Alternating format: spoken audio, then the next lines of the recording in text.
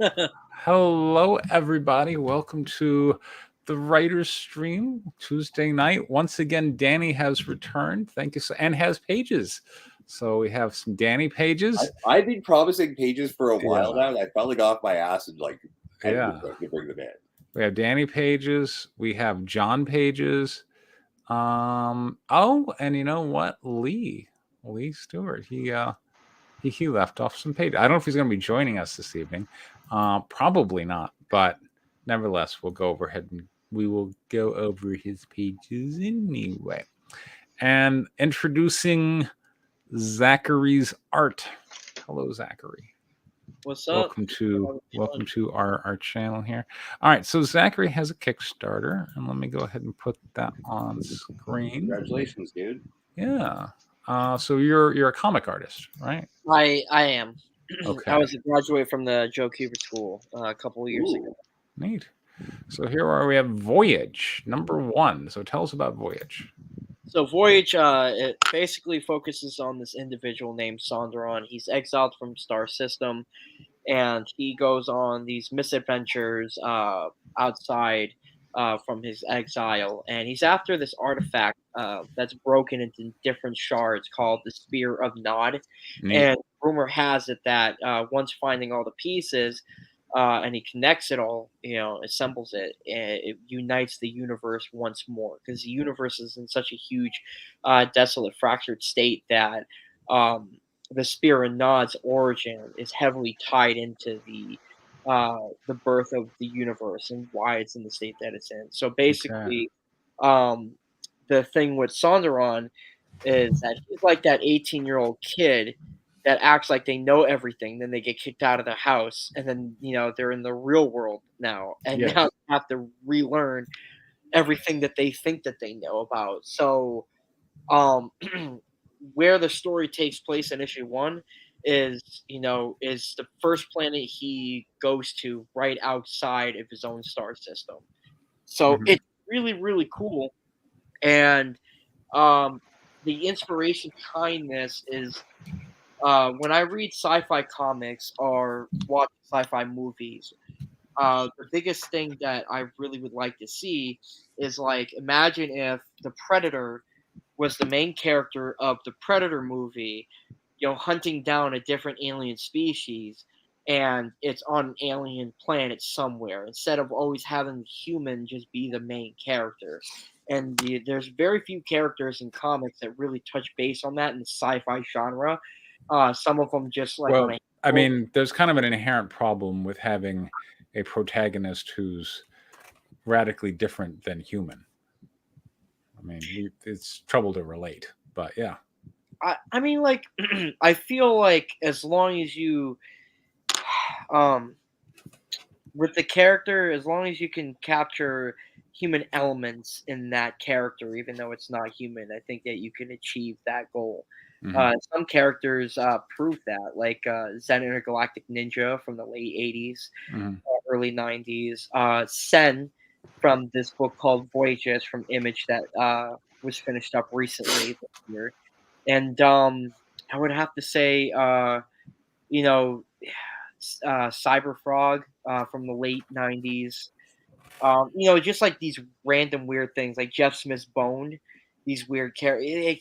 It's so cool to see that. And, you know, I think I found my niche in that genre. Okie doke. All right. So, are you a Van Sciver fan? I was a fan growing up from Cyberfrog back in the day, reading this stuff. Okay, because that's a rather obscure comic book. I like. I mean, I got it from the dollar bin, when I was a little kid. Understandable. Okay, fair enough. All right, because I was about to say, if you are, you're kind of in the wrong place. But all right, let's see. So, yeah, this campaign came to my attention today. So the question is, all right, 2,300 of an $8,300 goal, and I know Kyler already asked this one. Why so much on the goal? So the numbers really just break it down to this: $4,700 really just goes to the talent, the colors, the inker, the letterer, and the editor, and the other portion is like, let's say $1,800 goes to printing and shipping. Sure. About $600 to $800 goes to the shipping materials and to get it out there, to people's doorstep. So you're basically estimating that as your cost. Exactly. Okay. I'm not including any cost to pay myself in this. Okay. I just want to get the book done. Okay. All right. As a side note, Yes. it costs me about $12,000 to produce, print, ship, and fulfill an entire Kickstarter, and it took me 3 or 4 campaigns before I hit $12,000. Okay. So yeah, it's a lofty goal. Good, though. That's Cooper School right there. Yeah. That's good stuff. Thank you. The colorist is also a Cooper School grad. He wanted to take a Mobius type of color approach to it, so I thought it was really cool. Actually, you should introduce the Cooper School for anyone who's not familiar with it, because I am, because I'm a weird ass nerd, and I'm not an illustrator, but Preston sort of flew over that detail, and actually that's a really cool place, and something for the other writers who are here is actually a good credential to know about. Okay. Zachary, I'll call you. I appreciate that, and I want to just say before we continue, Preston, to what you said, I apologize if I brought Ethan's name. I'm not into the politics at all whatsoever. I'm just as an example. I don't know if you know, but he's currently in litigation with 2 people that are on this live stream, and I'm one of them. So. Well, I didn't mean to step on any toes. No, that's okay. I just say it. I'm still learning about all that weird nonsense, and like I said, I apologize. I don't pick sides. I'm here to do comic books, and I just don't want to offend anybody. I just want to make that clear. I apologize. All right, no we go. In terms of making your book successful, what I would recommend is having the tiers set at a price that makes sense for you as the creator, where you're going to make a profit regardless if you sell 10 books or 1,000 books. Let's take a look at the tiers. We got $5 you get a PDF, $10 you get PDF and issue 1 for $10. Oh shit, that's pretty good. That's a good deal. So I have a question, and if I'm getting too personal, feel free to just say so, and I'll leave it at that. But I was looking at your other campaigns, and you launched a similar campaign called Voyage the Call. I did. You had 164 backers and made over $5,500. So nice. Congratulations on that being your first campaign. I'm just curious, this current campaign, you have a third of those. You have 52 backers. Yeah. So that's a big drop. Yeah. And I'm just curious. So I'm also curious, what's the difference from your first campaign and this one? We will have Lee here this evening. Hello, Lee. I think this is your first time on the stream. Yes, it is. Hey, guys. So we're sitting here looking at Zachary's campaign, and it's got a week to go, and I don't know if it's gonna hit. So I like my advice. Look, you guys have known me a while. This is 48 pages. Yeah. Dude, yeah. That's such value. Why are you selling a 48-page book for $10? Because I don't like to screw people over. So you're still selling 2 books. And that's expensive to print if you're printing in full color. Yeah, I was gonna say it's expensive. Well, that was the point I was making too. Is set your tiers high enough that regardless of how many you sell, you make a profit per book. Yeah, or at least break even. I try to think of it like if I was a person, that just is an average reader. I always hear complaints from so many people, who collects and reads comics, saying that they cringe at anything that's above $4 fucking.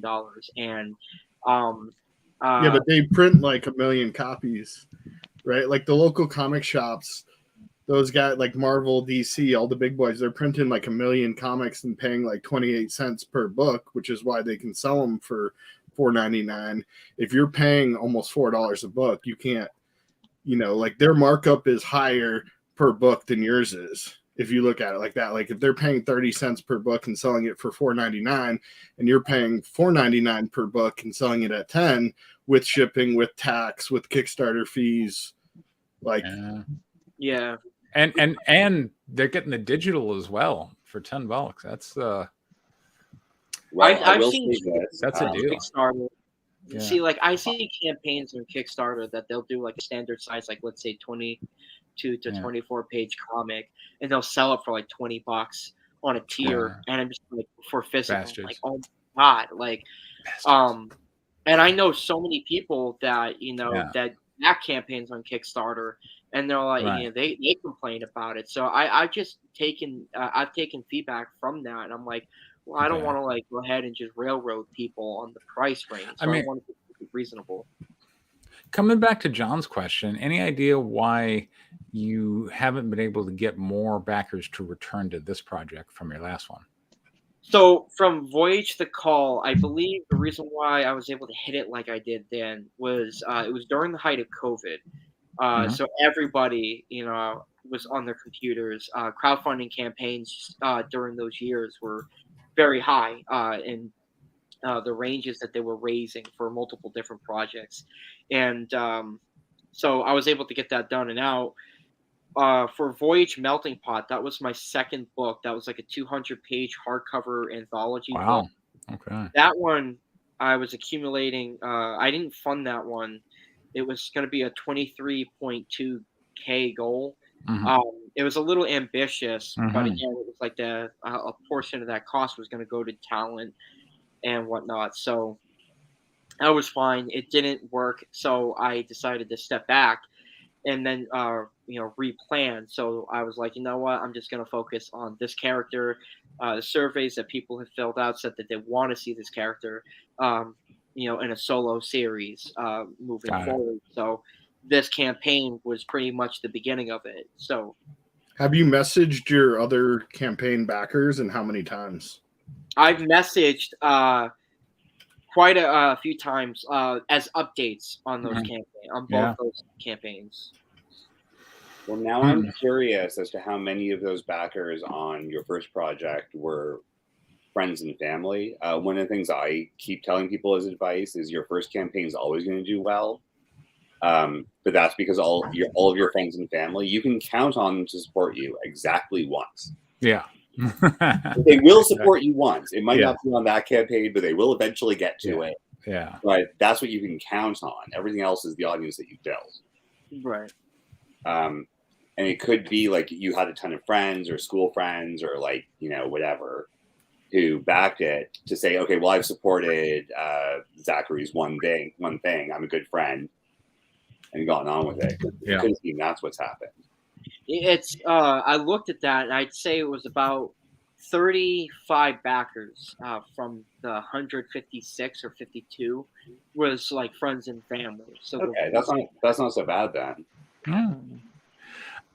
All right. I mean, look, you know me. I'm just like, well, maybe you could throw boobs at it, but I'm not sure what we need to do here.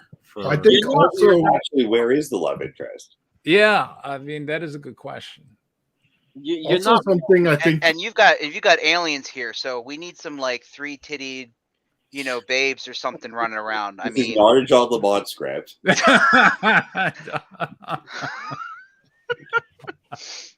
See, like, as annoying as it is, Preston is very right about this.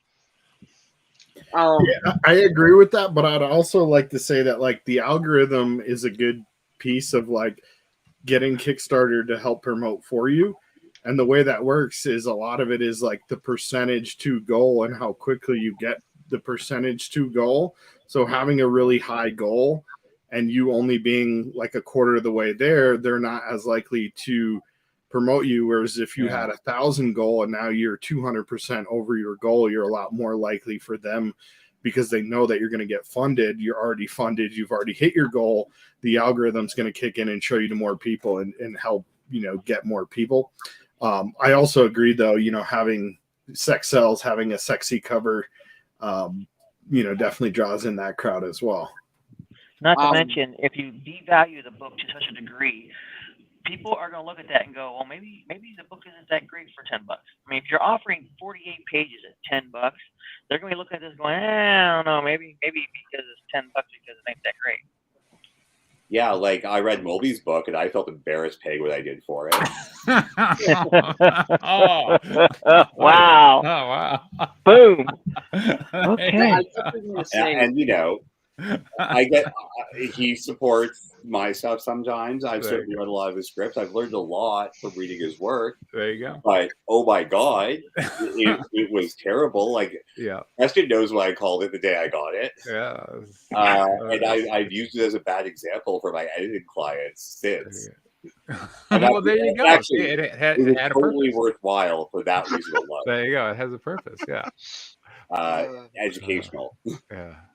We learned something from everyone, even what not to do. The best mistakes to learn. I definitely want to say, in the beginning, I didn't want to be that guy that was like, oh, tits and ass, like, let's go ahead and use that angle. Well, I wouldn't say that guy. I would at this point say the crowd. Yeah. But as like time went on forward, I've been noticing it's a huge thing. Yes. Like on so many campaigns, and I was like, you know what? Screw it. Like my buddies from the school, my instructors were like, you know what? Like, don't go against it. Just ride that thing. Like, just ride it, because at the end of the day, it's whatever is going to go ahead and sell the product out, and that's what matters. So it's like, you know what? Screw it. Like, I'll go ahead and do it. So. Well, Tits and Ass has been selling comics for the last 70 years. Yes. So, I mean, use it. Use it. Unless you're doing family-friendly stuff, like because there is a market for high-quality, family-friendly fare. Absolutely. So if you want to do that, then go that route and just market to those people. And I think there is a lot of people that would go for a more tame PG level book. But if you're doing a PG-13 soft R, but you just don't want to do titties because for whatever reason, then you're not really going to get that market, because even teen rated book, like even who was it here that what was it? One of our guys that was like, man, it wasn't me. Because, like, I'm also in the same boat as you, Zachary. I'm not, like, leaning that hard into extra titties. Although I keep leaning, like, more in there. And, like, I definitely don't feel the most comfortable doing it. To be fair, I'm also writing a project that specifically is that. There you go. Right? Wait, you are writing a project that's that? Yeah, that high school thing with the demon. Oh, there you go. Wait a minute. That's John's script. No, that's my script. Okay. They all blend together in this writer's stream. I think Danny wants to join our lawsuit. So this is my one with the Twilight Zone sort of interlude. Okay. All right. Yes, the demon schoolgirl, as opposed to we're heavily into schoolgirl, basically. Yeah. Well, there's a reason for that. Okay. And it's boobs. Of course. We always have a reason for being schoolgirls. Broadly speaking, like, if you're gonna, until you develop a bigger audience, it's possible you might either have to bow to market pressure, as everyone's suggesting, or, have a less ambitious goal, as annoying and money losing as that is. Yeah. What I will say is a big takeaway you should be getting from this conversation is you just met 4 or 5 people who are willing to support you and answer questions and actually have conversations with you about how to do better campaigns or whatever. Because like I've done 6 or 7 successful ones. John's done a bunch. Quiller is like getting money thrown at him for all those teams. He is. He just stepped out of the dugout and was just like knocking him out of the park. Well, that's when he had more titties than he has. It was like, I heard tits sell, so there's 6 covered. Right there. There you go. To be fair, I brought on a really great artist for my recent one that he works for Zenoscope and some of the other Dark Horse, and I think a couple other. Who you got? Can you tell us? The Stan Yak. No, for Alien Pterodactyls. Oh, okay, yeah. So he has a decent following on his own. And then something also that I kind of use as a tactic, as not just with the titties, because I did both safe for work and not safe for work covers, but I tried to bring in cover artists that had a following of their own that I knew would share on Instagram. I actually asked people that during my process of finding cover artists. I was like, okay, if I hire you, will you also share my campaign on your Kickstarter? They all said yes. So, on their Instagram. And so, bringing on 5 different artists that have a following of over 10,000 people on Instagram and then getting that share, not saying that was a large portion, but even if I got 1 or 2 backers from each of them and then they shared it with their people, or, how the algorithm works, or it, recommends it to other people and whatnot. I think, something not to be discounted in just bringing on additional people that have a following with that collaboration, part of your team. It looked like you had a decent sized team there too. So that would be another question. Like, did everyone on your team share this on social media, send it to their email list, etc.? There you go. Yeah, and then like if you want to talk numbers, like I can walk you through how to do that in a way where even an artist can figure out how to make money. So I'm really good at production budgets and stuff like that. So like, yeah, there's lots of support here, and it sounds like we're all willing to help if you're willing to ask us some questions in private messages or whatever. Dude, I deeply appreciate it. The thing that's pain in the ass is that, like, how I met Preston was I was just going through people on Kickstarter, just trying to find ones that were kind of geared towards certain campaigns similar to mine. I messaged him about looking at the campaign to like kind of spread it and whatnot. So he invited me onto this. So it's always hard to kind of ask in a certain way where it's not being pushy or rude in any sort of way, Well, like, the Discord you're in now, that's what we're specifically geared. And I'm telling you can ask me. Yeah. So that's the thing. Right? Guys. Yeah, and I can guarantee you, just from personal experience myself, if you've got a question, Preston will answer it. You may not like his answer, but he will answer your question. It may cut you to the core, but you will get your answer.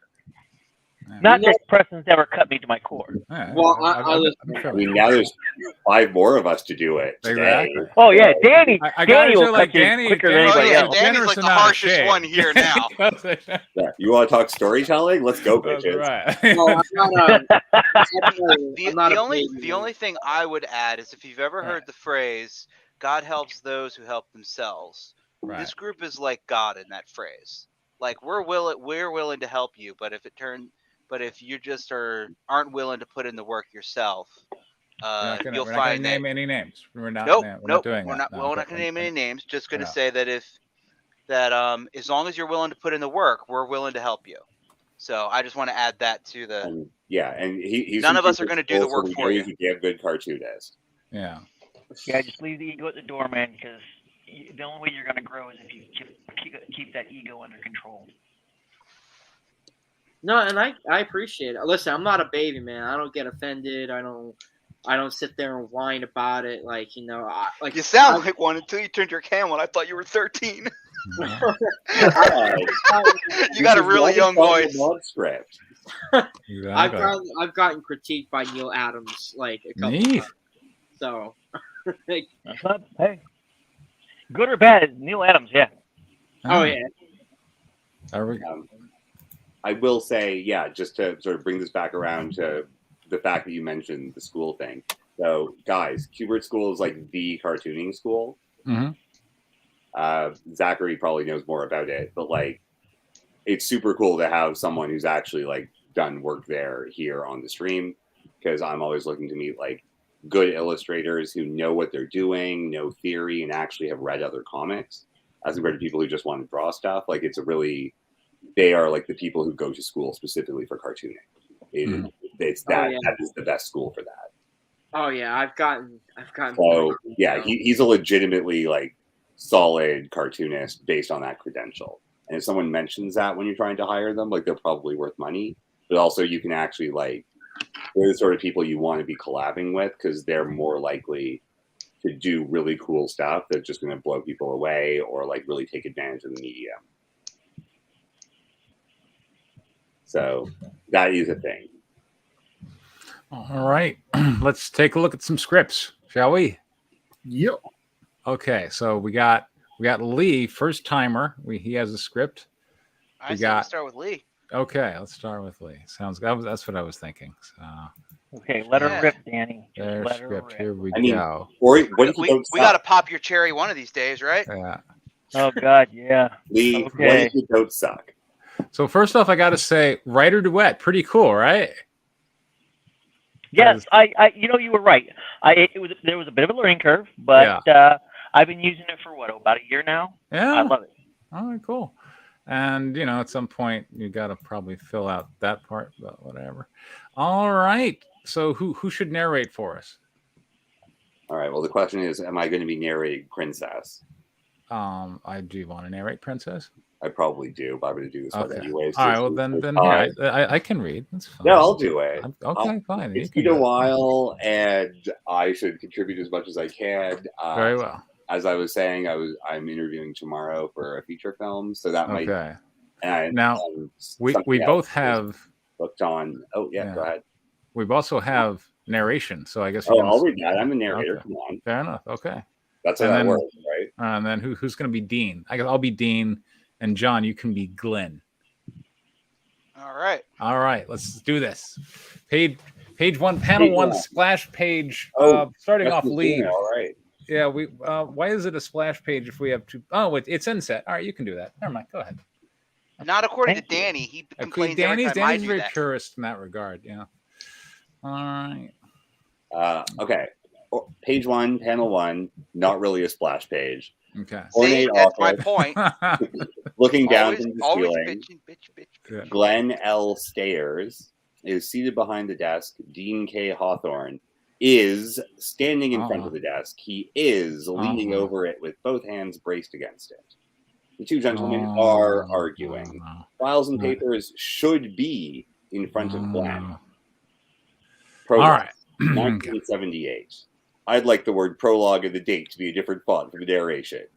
Glenn Stell Stayers, the man with many secrets. This one will haunt him for the rest of his life. That is the weirdest narration box I've ever read in my life. Thank you, Lee. Like Danny throws a generous amount of shade. All right. What do you get used to that? You get used to that. What do you mean you're not funding my work? Don't you realize how close we are? This can change everything. The board and I felt. Panel two, inset. Dean is finger pointing at Glenn. Glenn should look angry. I just Glenn say, has a fistful of the documents in his right hand. Dean should look like he's yelling. All right, Lee, question real quick. How come it just can't be Dean points his finger at Glenn? Who is angry? Who is angry? I was trying to give direction to the artist to give him the feel. So tell him what to do. Don't suggest strongly what to do. Right, yeah. Yeah, just go. Dean points his finger at Glenn. Glenn, angry, holds a fistful of documents. Yeah, yes. Right. Exactly. Dean points his finger at Glenn, yelling. Glenn, angry, crumples documents in his fist or whatever. Yes, exactly. Okay. All right. You mean you feel isn't that right, Glenn? I've been reading your lab notes. When you came to me, you said this was to save lives, cure diseases, not to play God. I mean, Page two. split Panel hairs at that one. point. Both men are now yelling and talking over each other. Glenn has a fistful of the documents in his right hand. Science plays God every day. With this procedure, we can finally cure cancer. Imagine it. Oh, there we go. You got some drama. Nice one. By injecting alien DNA into people? If I'd known this from the beginning. Panel Alien two. DNA. Dean and Glenn still yelling. Glenn talking off panel. Dean looks pompous, smug. Okay. Stop being so sanctimonious. You always knew we would have to test this on people. The cure, yes. What you're suggesting is we splice alien DNA with human DNA. You're not talking about curing people. You're talking about altering humanity into something better. Panel three. Glenn should look shocked. Dean looks arrogant. Hey! Glenn still holding the pages of the documents in his fist. My God, man, are you even listening to yourself? Something better? When we started the Special Powers Project, you said it was to save humanity. Isn't that what Frank wanted, to advance mankind, to prepare us? Panel 4, Glenn, even more angry, shaking the documents. His fist. Dean, looking arrogant and crazy, both yelling. The SPP is dead, and that has nothing to do with this. None of this justifies that you want to experiment on humans with alien DNA. I won't allow it, Dean. Science requires sacrifices.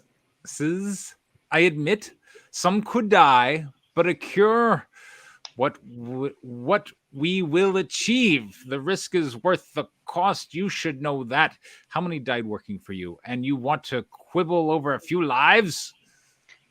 Panel 5. Oops, sorry. This page keeps on happening. Glenn is yelling at Dean. Sorry, Glenn is yelling at Dean, who is off panel. Oh. Our men are hired to do private security. They knew the risk. What you're suggesting is immoral and dangerous. Immoral? Ha! Your private security teams are nothing but hired mercenaries. Well, yes. It's easy for you to look down. That is what they are. Yes. What they are. It's easy for you to look down from your ivory tower. The truth is, you're just like me. The only difference is I do it in the name of science, and you do it for money. Panel 6, both still yelling.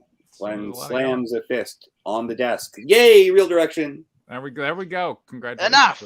This has gone on long enough. Obviously, there's no reason with you. As of now, you are locked out of the lab. I want you out of here. Locked out? You can't lock me out. Like hell I can't. Narrator.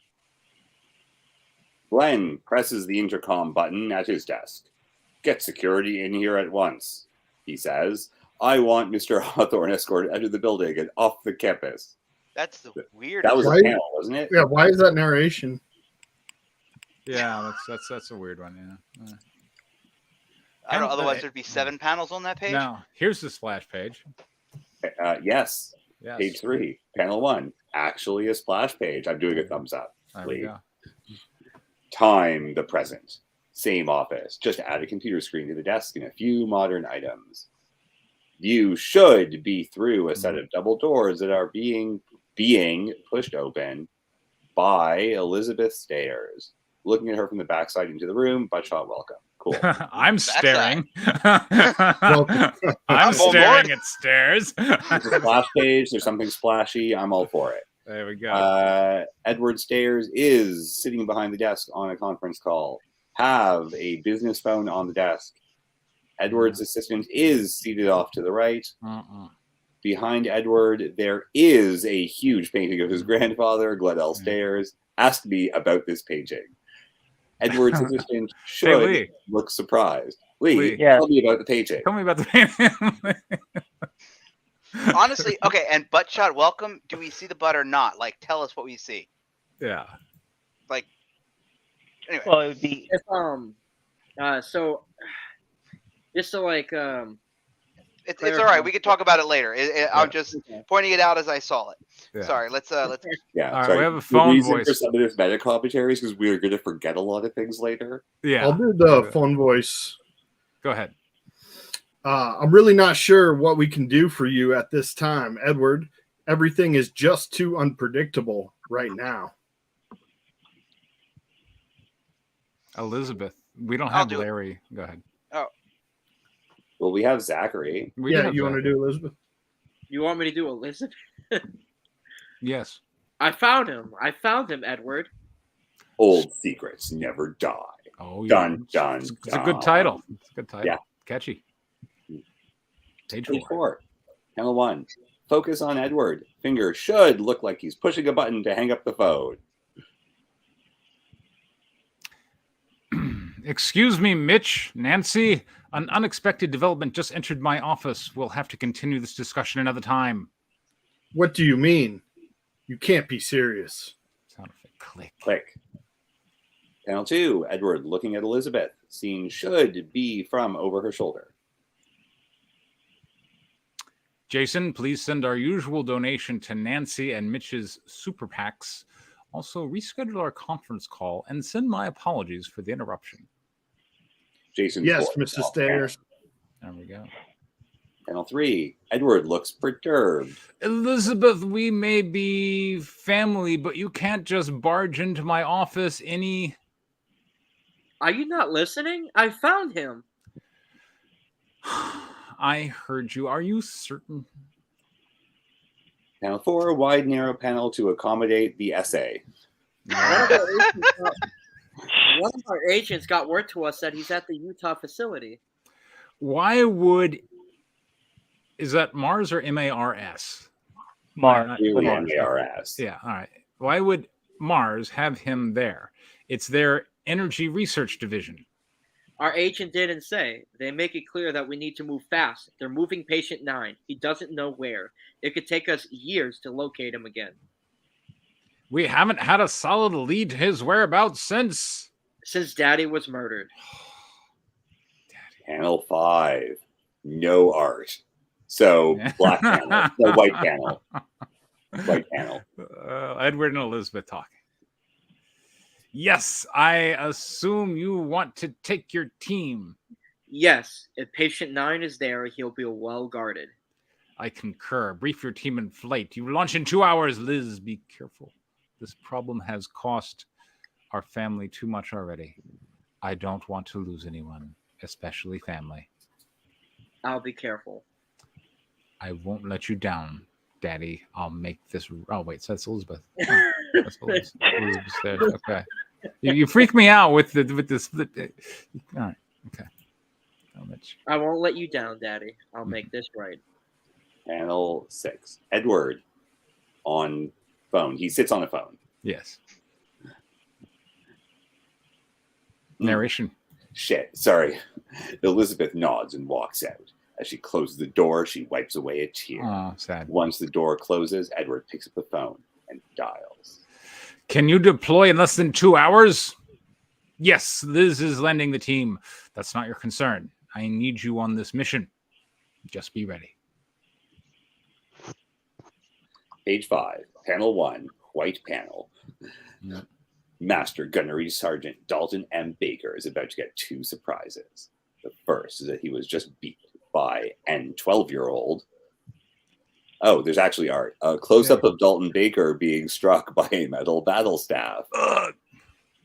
Panel 2. Dalton and Eugene are sparring in a gym. They should be standing on mats. Eugene is wearing padded gear. On Eugene's hip is a handheld game console. While sparring?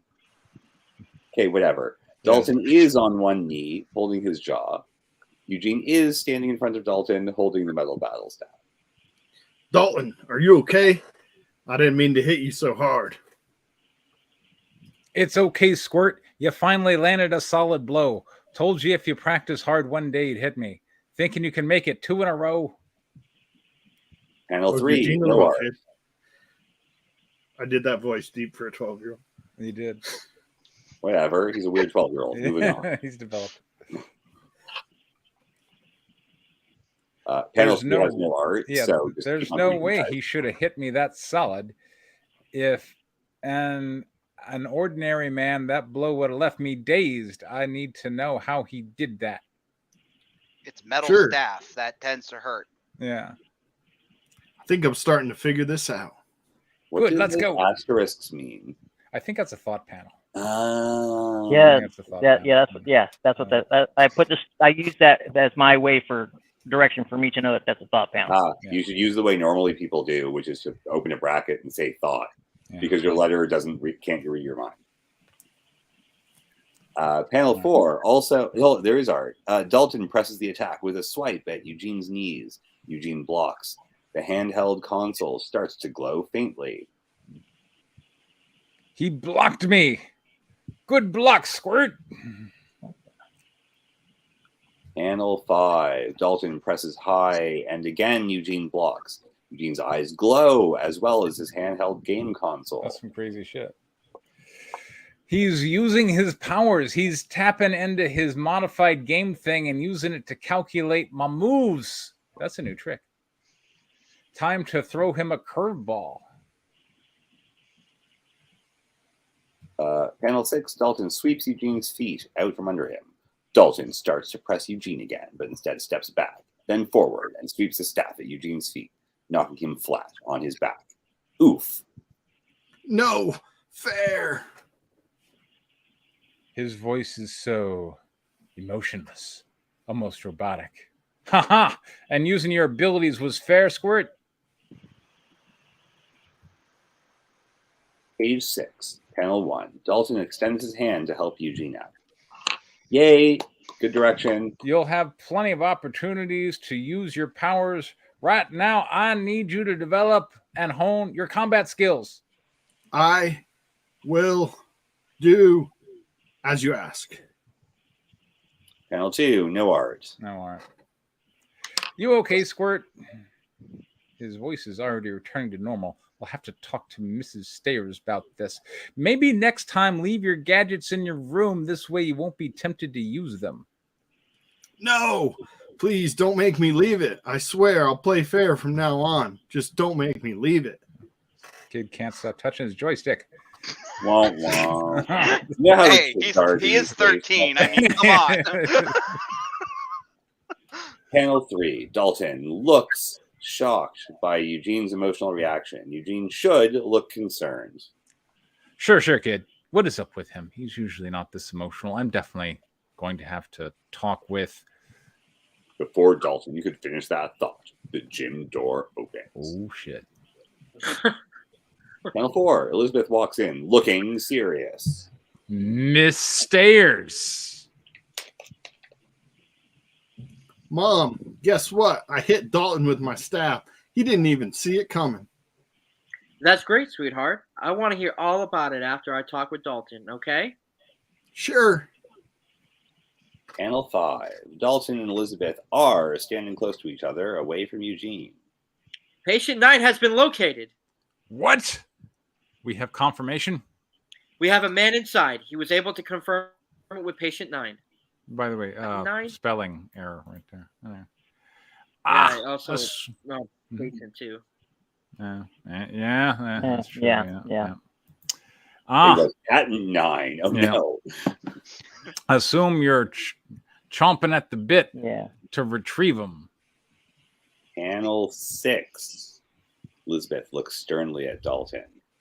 Yes, I am. I gave my word to my father, to my grandfather. I'm going to make this right. We have to find him. And understand your desire to make this right, Elizabeth. I know your grandfather felt responsible for what's happening to this man and your father. Just don't let his mistake consume you. Poppy thought by destroying Hawthorne's work, no one else would be tempted to follow in his footsteps, not even Hawthorne.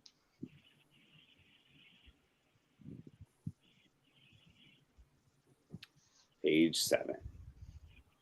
Panel 1, close-up of Dalton and Elizabeth talking. Yes, that is what you do. Poppy was too trusting in people back then. I'm not going to be that foolish. We're going to make this right, Dalton. You're sending in the Sentinels, aren't you? I wouldn't trust this mission with anyone else. Yes, I'm sending in the Sentinels. We leave in less than 2 hours. Panel 2, Dalton smiles. About time we had something to do besides sparring. I could use a little action outside the wire. Just one thing. As much as I don't want you to do this, we're taking Eugene. What? You're taking the Squirt? Panel 3, Dalton should be pointing at himself with his thumb. He's What's the he only doing one who can instead? get us in. And with your unique and with your unique abilities and the fact that he trusts you, I can think of no one else to bring him back up while the rest of us secure our target. He's 11 years old. You said he was 12. All right. Elizabeth, he's I thought got he said he to... was 13. Whatever. He's got to be another option. No, there's got to be another option. I'm no babysitter. There we go. Do you think if I had another choice, I would? I may not have given birth to him, but I love him like he's my own. And there's no one more suited and capable to keep him safe than you. Because I know you love him just as much as I do. Is that a narration or is that just a No, continuing? that's That's a just her. thoughtful image. That's just her Okay. her loving thought. All right. Apparently, asterisks mean thoughtful image. Yes, yes, yes. Panel 5. Five. Elizabeth looks to be on the verge of tears as she looks at Dalton. Just promise me that you will do whatever it takes to keep him safe. I mean, if I were to do that, I'd say he shouldn't go. All right. Since you put it like that, you have my word. I won't let anyone hurt Eugene. To be honest, I've become fond of the little squirt. One more thing. You're like family to all of us. You don't need to be so formal all the time, you know? Dalton nods as Elizabeth smiles, then turns her attention to Eugene. Panel 6. Dalton watches as Elizabeth and Eugen walk out together. There you go.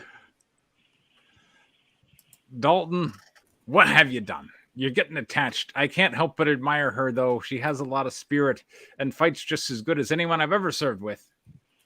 So why do I feel like she doesn't think she's going to be coming back from this mission? I don't know. Why are you thinking that? Page Stop 8. thinking that, Dalton. Yay, a different number of panels. There we go. Panel 1. Huge hangar with several air ships and assorted equipment.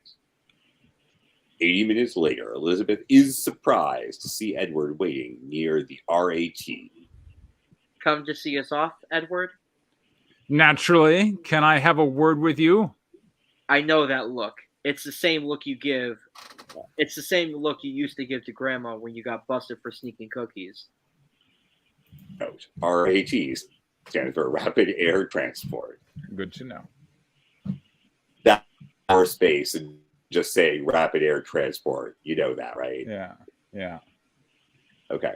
Panel 2. As Edward and Elizabeth are talking, I am okay with that direction. Elizabeth looks surprised.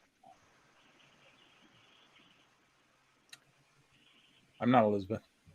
Oh, I'm Edward. Edward. Liz, I need James to accompany you on this mission. You did what? Why didn't you tell me? Because of this very reason, James is part of the team, and you two will have to deal with your personal issues sooner or later. Right now, you need him. Panel 3. Gollum, Edward, and Elizabeth are together talking. The helmet of Gollum has folded back, revealing James's face. Hello, Liz. Her voice should be icy towards James. You can, anyways. Okay. Yep. Moving on. James. James, Liz, I had hoped you two would have worked this out by now. So let me be clear. Put this away for now. And when you return, I want this resolved. Edward, my personal life. See here, Edward.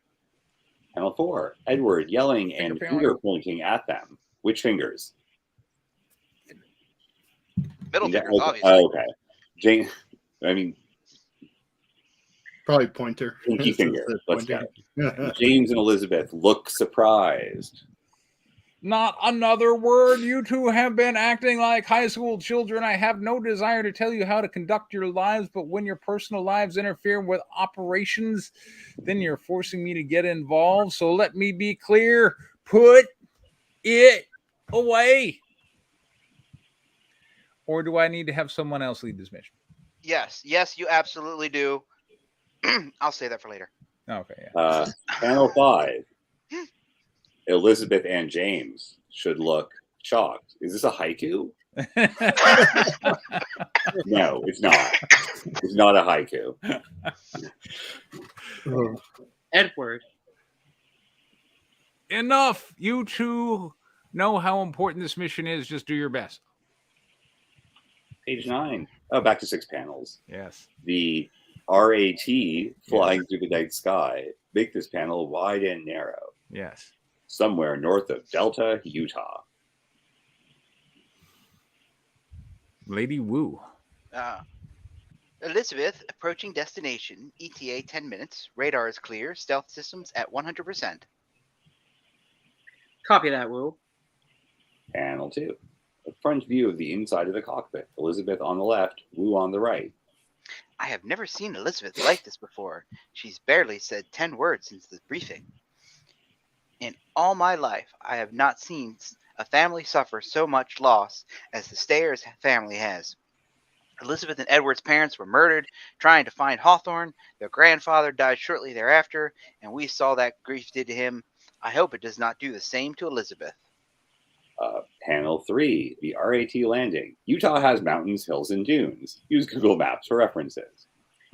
As the RAT descends, Lady Wu uses her weather magic to summon a fog to cover their movements. Okay. Everyone get ready. You know what you're supposed to do. Let's get in and out as fast as we can.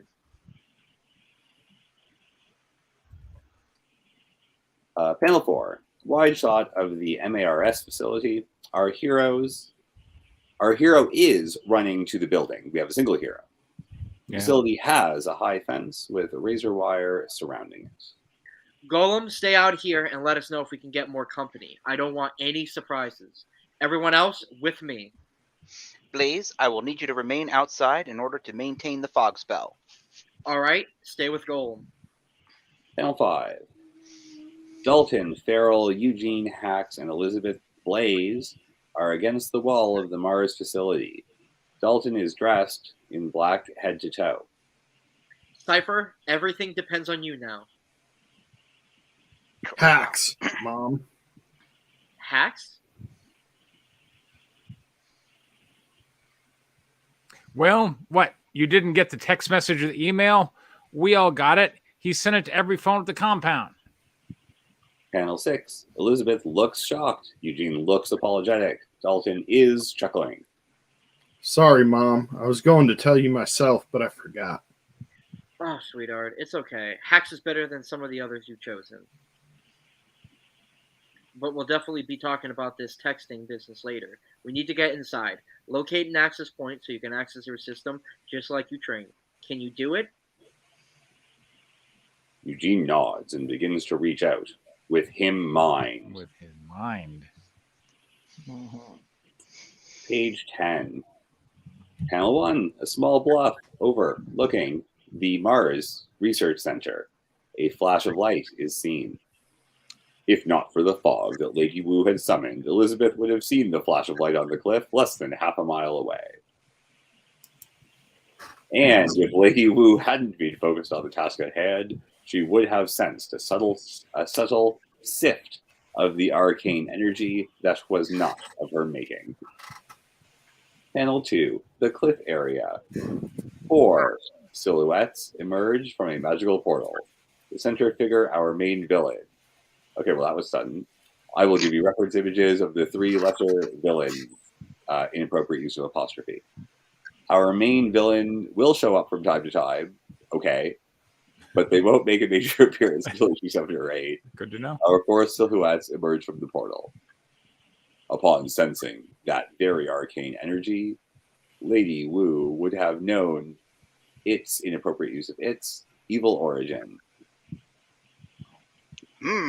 I sense the energy source we seek, my children. It resides in that dwelling in the valley. Panel 3, the shortest of the silhouettes next to Qing Wang Wang speaks up. Master, do you feel it? Magic. It's her, the rebel. Panel 4, all 4 are still in silhouettes. Lady Wu is here. How inconvenient. Lady, ha! Panel 5, Qing Wang has Monkey by the throat. Monkey is visible. The Qing Wang is still in silhouette. She is the chosen of your lord and master. It would be wise to keep your flippin' tongue to yourself. Panel 6, Qing Wang still holding Monkey by the throat. Master, I meant no disrespect. She is your concubine. I. And that's 10 pages. All right. Lee, congratulations. You have presented pages and survived. Well, wait, if he comes back, then we know he if survived. It comes, all right. now comes the part where Danny gets to rip him a new one. No. First off, I will say this: it did not export properly. I saw a bunch of stuff that was missing. So I have to go back and find all that. There was stuff missing. Yeah, there's stuff missing. Did you notice that You overwrote the there's hell out of that. How is anything missing? I mean, there's a lot of Okay, of let's do detail. the, let's do Okay, let's let's do do nice our, things our first. likes first. All right, I'm going to say things I like, so I'm sure I'm Okay. going to say lots of things I don't. all right. Actually, Yeah, probably we're less gonna than make you everyone. go last because Yeah. after you say everything, there won't be anything worth saying. All right. John, what did you like about it? I thought the world was kind of interesting. Yeah. Definitely. I like this kind of sci-fi stuff. Yes. So that kind of had me very interested. I like the whole alien human splice, let's make human betters Yeah. types of thing. Right. So that I thought was very interesting. I thought the character relationships Yes. were interesting. Yes. Um, Definitely. Yeah. So that was definitely kind of strong, too. So I like those. And yeah, some of the other stuff, some of the tech stuff was all kind of interesting. The magic systems, Mhm. I'm Certainly a lot of action. There Yeah. was action on every page. Kyler, what do you think? So first, I'll just say congratulations for, doing your first 10 pages of your first script. Taking the step and writing it is, the only way you're going to get better is continually to do it. So you took the first step. So good job on that. I'll say I did like the beginning, as John mentioned, like the alien thing and, what was going on. The guy was arguing about, the ethics of splicing DNA. I really liked that part. I kind of faded out a little bit towards the middle to end of it on, what was going on and maybe not as engaging personally. We'll but I get really to did that. like We'll the get to beginning. that. Yeah, we'll get to the constructives. Yeah, I was just saying versus the beginning. So the beginning was, for me, was really good. Like, got me hooked into it. Yeah, again, I think John kind of already mentioned, but I think you had some interesting characters. This is probably more in the construction too, but I would be interested to see what those characters looked like because there wasn't really a lot of description on them. But yeah, overall, good job on your first one. Yeah, I'll go. So, look, I think this is an excellent first script. There's action on every page. We're not just sitting around talking about stories that happen other places. People are doing things. There's always something going on. There's a lot of cool vehicles and buildings and explosions and fights and magic and alien splicing. You clearly have a very interesting, involved world. And I think you should be proud of what you made. All right, Danny. Okay. I don't give a fuck if this was your first script. But congratulations anyways. Yeah. I really loved that you weren't afraid to lean into classic comics narration and thought balloons. Mm-hmm. Your use of interpersonal conflict was fucking masterful. Mm. And you had like really exciting stuff going on constantly. Yeah, everything's like pretty high emotion and it doesn't feel particularly exhausting. So that was really awesome. I'm not sure if this is a noir or a classic comic, but like both of those approaches, like totally working for me to a degree. And if this is your first attempt, you're going to go somewhere interesting. Mm-hmm. Yeah, see, I can say nice things. There you go. All right, Zachary, what did you like about it? So, to start off, I was trying to imagine this visually. So when the first page came out as a splash page with an inset, the first thing that came to me was a 3-point perspective shot, looking down to really create a dynamic interaction between them. Because since like the first few pages of them going back and forth in that argument, I can really, I think it would really pack a punch on that first page to have it as a 3-point perspective. Just like get them in that awesome angle. And I think also there's two things. It's like writing that script. If you visualize the scenes out in your head, draw out like a 10 by 15 draw area and try to break up the panels, and then draw in like where the dialogue, where you might fit the dialogue in, because it would help with the flow of the conversation with the characters, just to see how much of the dialogue that you can pack in on a panel, if it's small to large. And then the next thing is, with as much as you got in, Zachary, what did you like about it? Oh, I like the interactions with all the characters, and it's because of the interactions is making me visualize everything that's going on. Cool artistic ways to approach those pages. Cool. All right, now you can go on with how you think it could be made better. Go ahead. Okay, so this one's a hot take. I don't think it could be made better. It's more of the direction of approach for the actual pages itself. So, like, because there's a lot of dialogue between all these characters interacting with each other, I can definitely feel a color palette choice. So, like, in the first few pages where it's that office argument, I could, imagine like down, some grays and cool blues. Whereas they're like, now they're traveling out and they're briefing on that mission. I can imagine like greens and reds, just to separate those scenes for the color palette. And then, I think 2-point perspective and 3-point perspectives shots is really gonna, make those scenes a banger.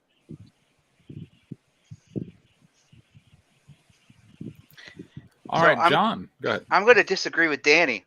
Okay. I think, I'm sure Danny will probably agree that the pages are very overwritten. Okay. I am going to disagree. I think there's way too much dialogue. I think you can cut half to 2/3. The narration is practically panel art description in and of itself. It seems utterly redundant to me. The thought panels also seem kind of redundant. I prefer, of course, this is more of a film adage, and I know sometimes it's not always easy to do, but I'm much more in the show don't tell school. And I feel like I would rather see the characters' emotions in the art direction than simply the characters telling me through thought bubbles how they're feeling. I don't think I don't think we need to know the thought patterns of every person. I think having random like we just met Wu after 7 pages of other characters doing stuff, and now we're getting her thought panels, and I feel like I feel like you've got way too much exposition in your dialogue and your thought panels. I think you're leaning a little bit too much on that as a crutch, rather than just letting the story tell itself. I think you're just going a little bit too much in there, and I think focus more on, it's a comic book, it's a visual medium, and this felt more like a novel, not a graphic novel.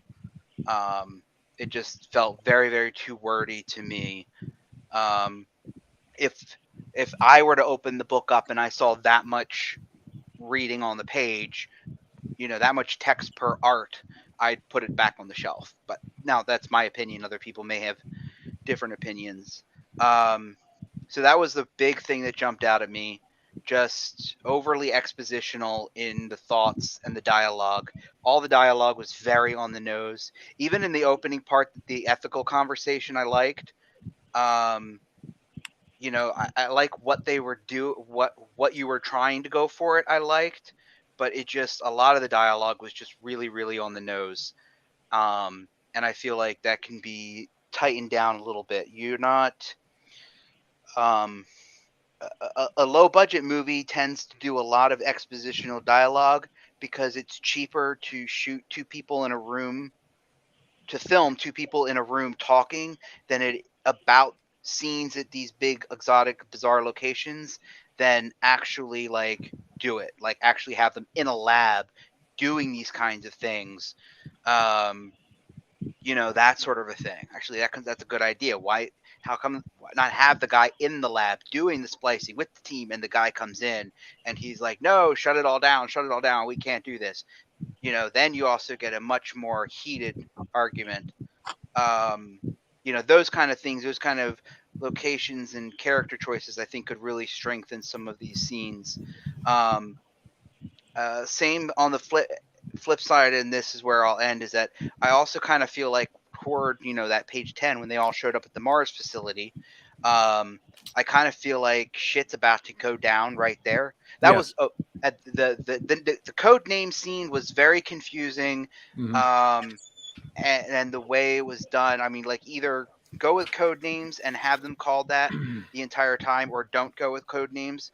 Trying to introduce code names was a little confusing to me, because keep in mind that your readers aren't necessarily going to know who's who.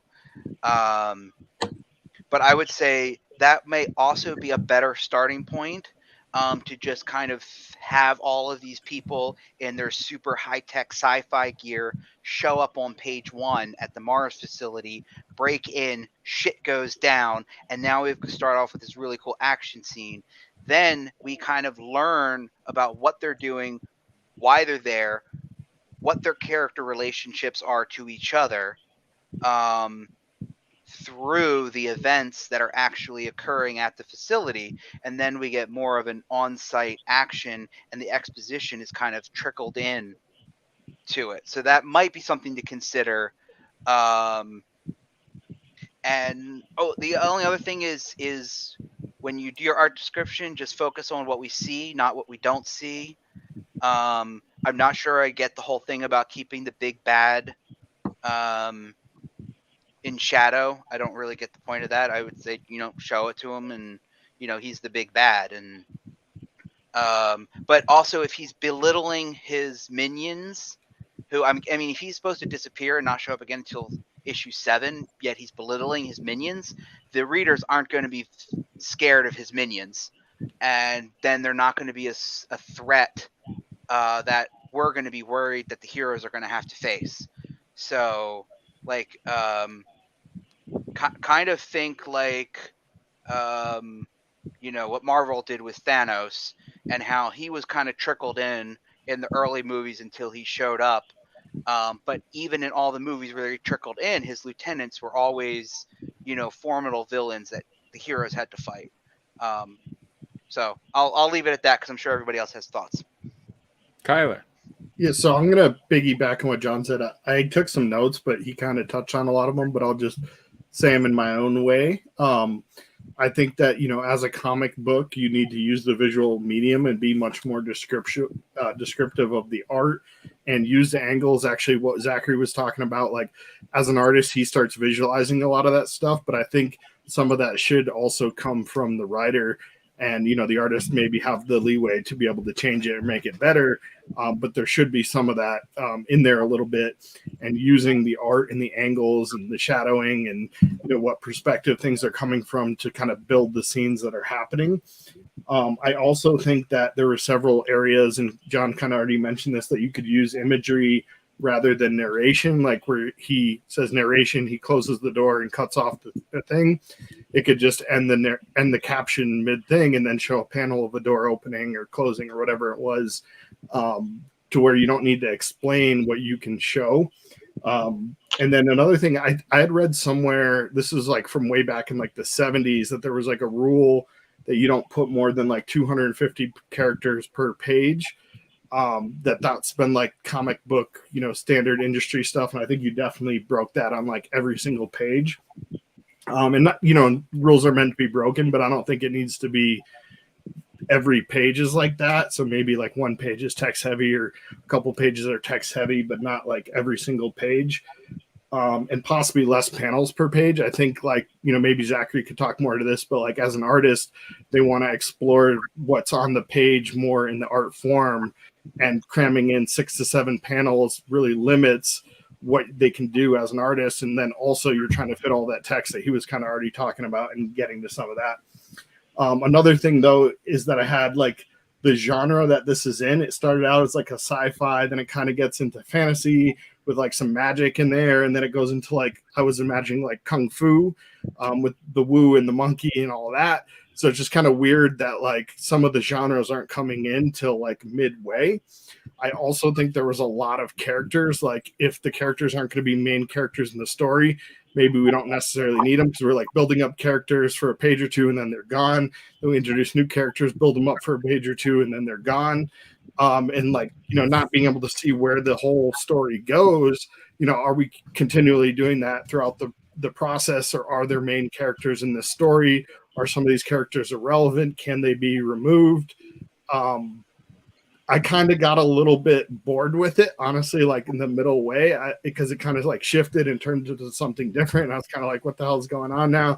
Just like didn't intrigue me as much as like the first scene, as I mentioned in the beginning. Like that really got me going, the alien DNA and splicing. And then we didn't talk about that anymore. It was like more of a relationship type thing building in, like almost too many character arcs. And then there wasn't really any like one theme. Like, what is this? Like after reading 10 pages, I couldn't tell you in like an elevator pitch, like, what is this comic about?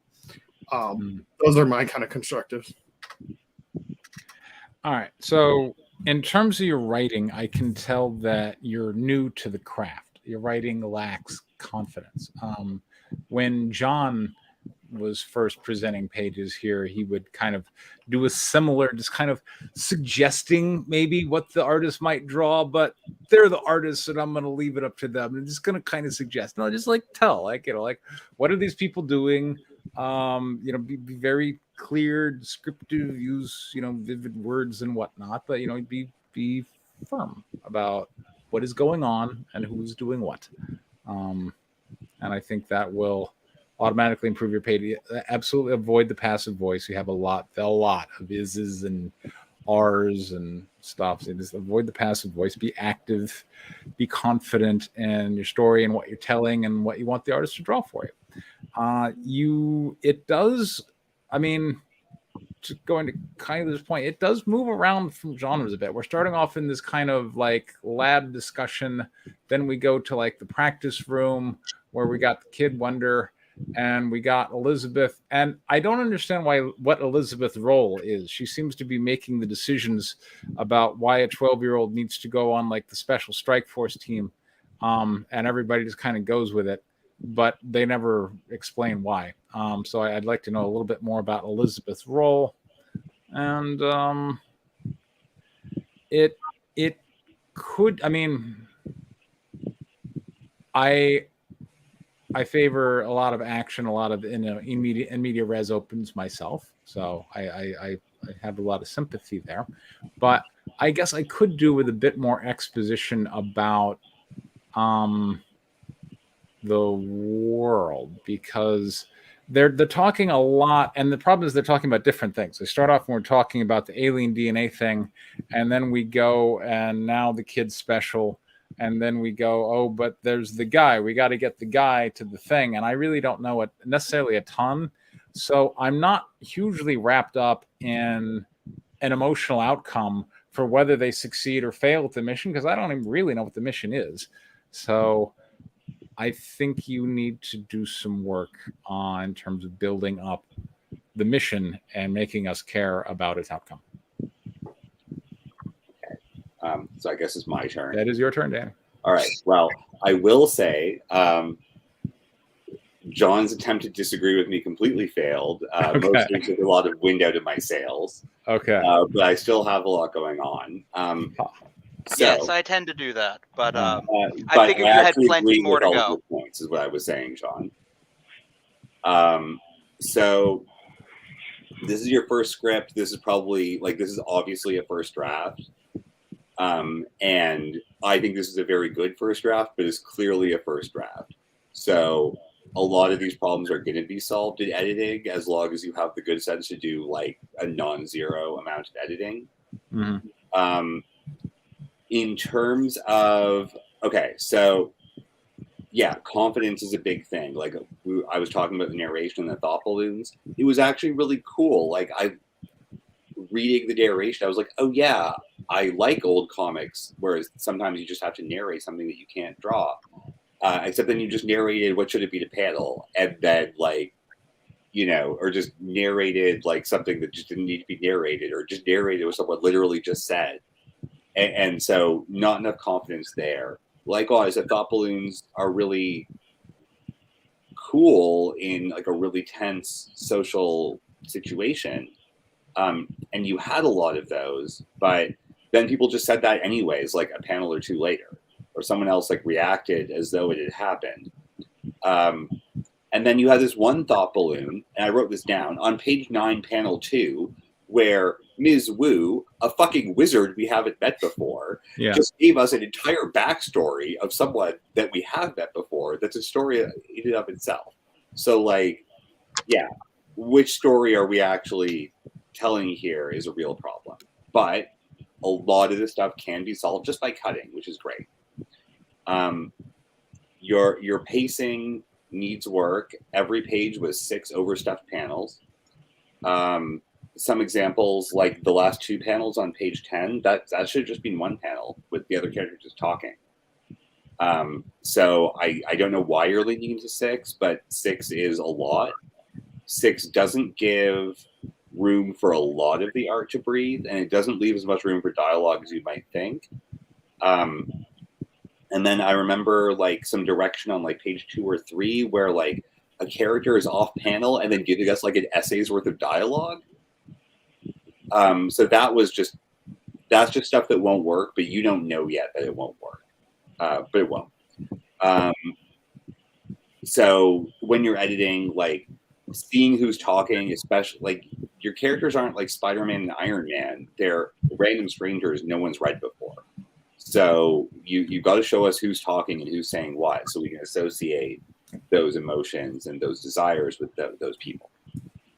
And then, yeah, a lot of the pacing was like simultaneously overstuffed and repetitive, and then also really rushed. Like, I didn't know that there were 4 other people in the jet until they showed up and also had superhero names. Right? So, like, you spend a lot of time on some stuff and not enough time sort of establishing who people are. And I know so much of this script is just exposition. So I'm not going to beat you down on that one. What I am going to say is the genre and tone of this story, and I really agree with Kyler here, went all over the place. We started off with trying to cure cancer. Yay, that's a great struggle. With alien DNA, okay, with a cool twist. To like an X-Men training room scenario, to like Son Goku showing up and there's wizards. Right. Like, I like the idea of merging a battle against cancer with Journey to the West, but I don't think that's what you're actually doing. So maybe save that for like later on and decide whether you're going to deal with technical solutions, like extraterrestrial solutions, or magical supernatural solutions to whatever is going on. Because, I mean, pick one. You know, I don't feel like at this stage in your career you can get away with having multiple of those at once, because that's unnecessarily complicated for everybody. So those are sort of like the high level things I'm going to suggest you work on. But also, again, everyone's emotional. There's conflict in like every scene. I don't actually have a problem with arguments. Like, that cancer curing thing is cool. Cutting from that to X-Men is fine. Cutting from that to Wizards is fine. Cutting from that to X-Men and then to Wizards is a lot. But,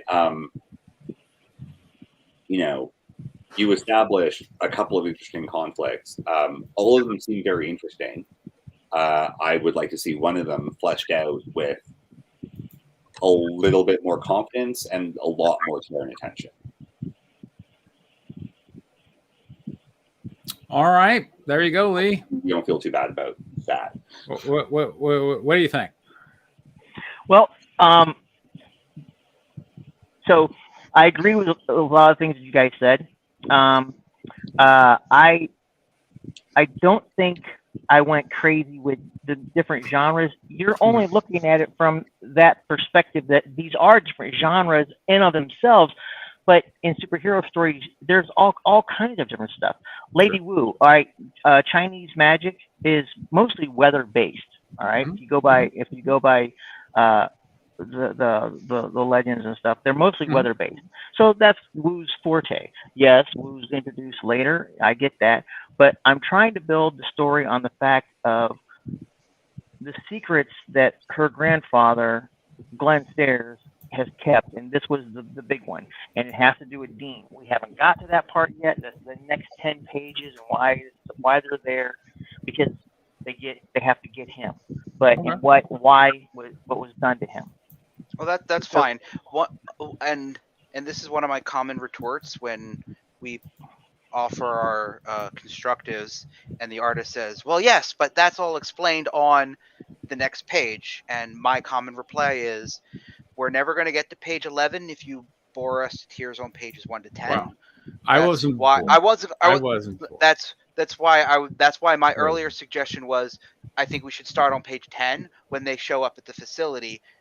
Throw us into the action, introduce us into your X-Men world, have them rescue Dean by page 10, and then after that, then we can go into the backstory. I think you'll find it.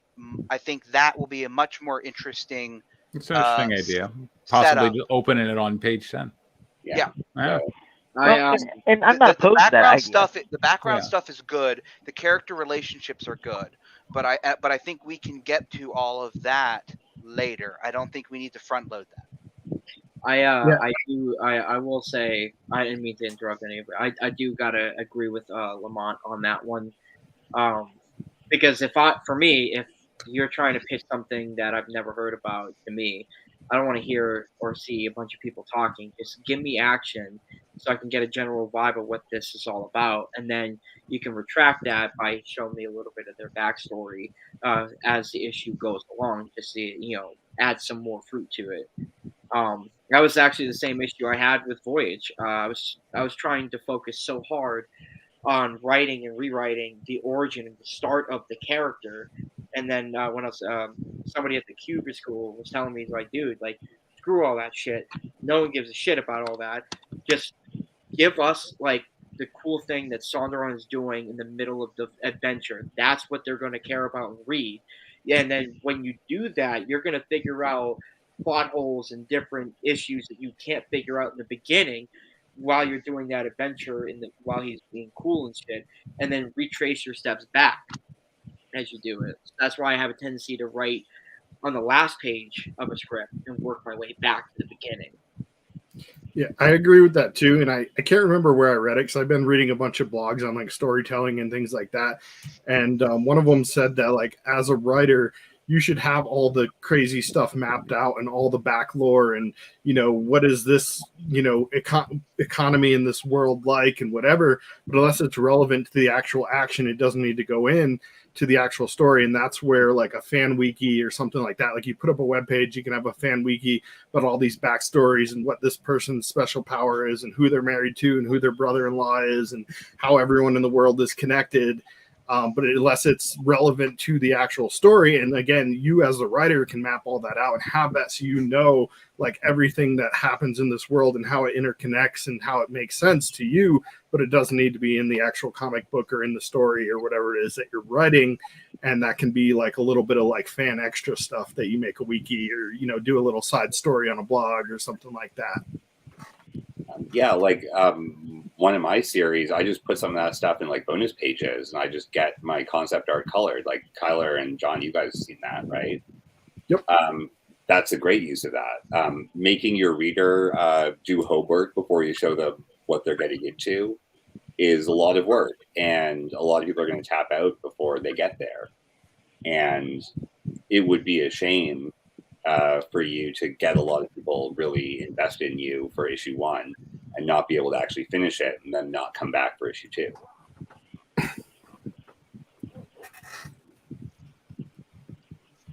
And All also, right. just on the word balloon things, Claremont made a good point that I really took to heart, was that you can avoid narration by putting in thought balloons, using the thought balloons as narration.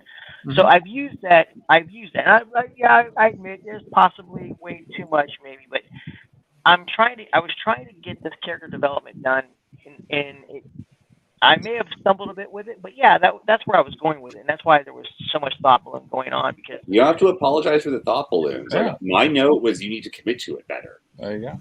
Okay. Right, like, or the narration or whatever. Like, it's it feels like a first draft. I don't think you've written enough to know that that is meaningful feedback and not a dig. Oh no, I trust me, I'm not thin-skinned at all. I know what feedback is. But So like it feels like a first draft, and Preston's right that you just need to be more confident, and you're only going to get that by writing more, and then some of the technical stuff you're only going to get it by producing more, or hiring a good editor, or whatever, right? So like, yeah, none of this stuff is unsolvable, and there's a lot. I think we all agree there's a lot of interesting stuff going on here. Just there's a lot of technique stuff and other stuff that would make it even more interesting and also easier to follow. Mm-hmm.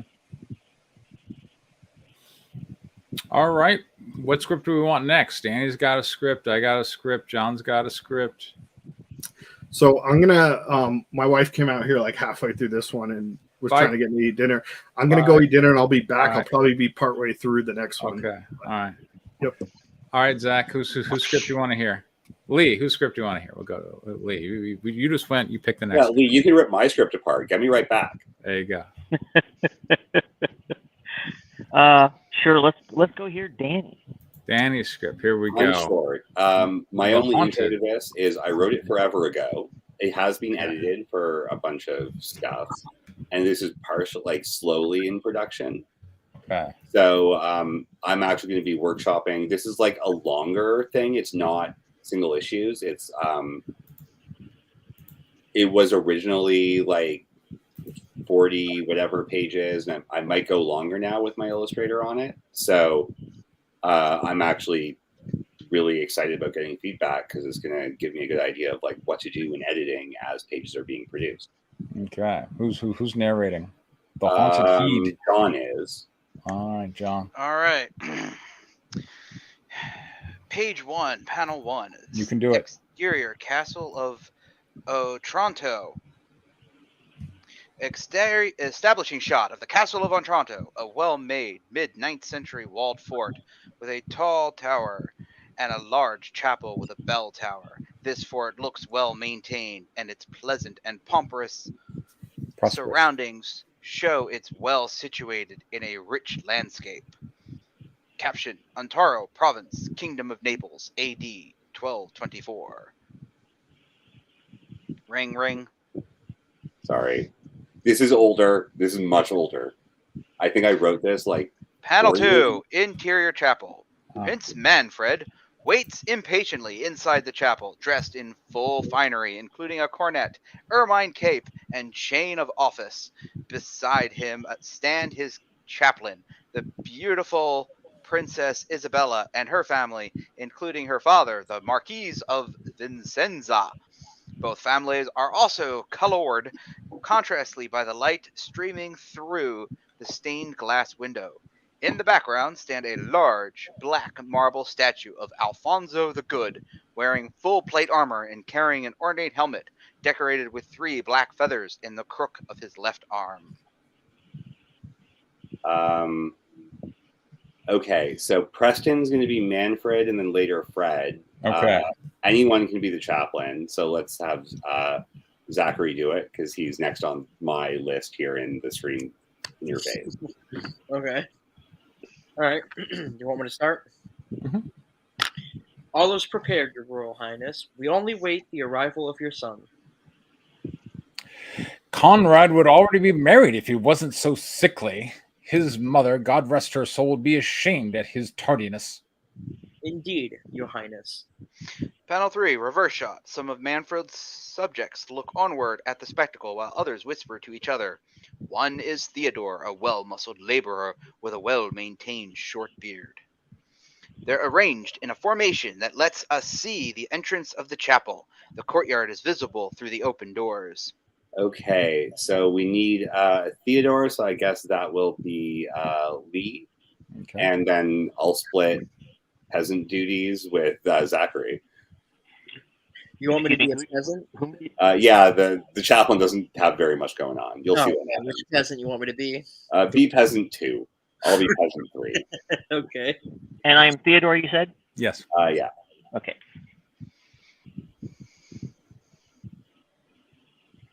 Go ahead, Lee. Oh,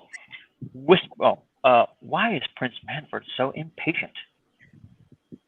I heard he's afraid of an ancient prophecy. I heard the princess is related to the Pope. Panel 4. Standing by the altar, Manfred howls in frustration while the peasants in the foreground continue to gossip. Conrad, come get married. There's an ancient prophecy?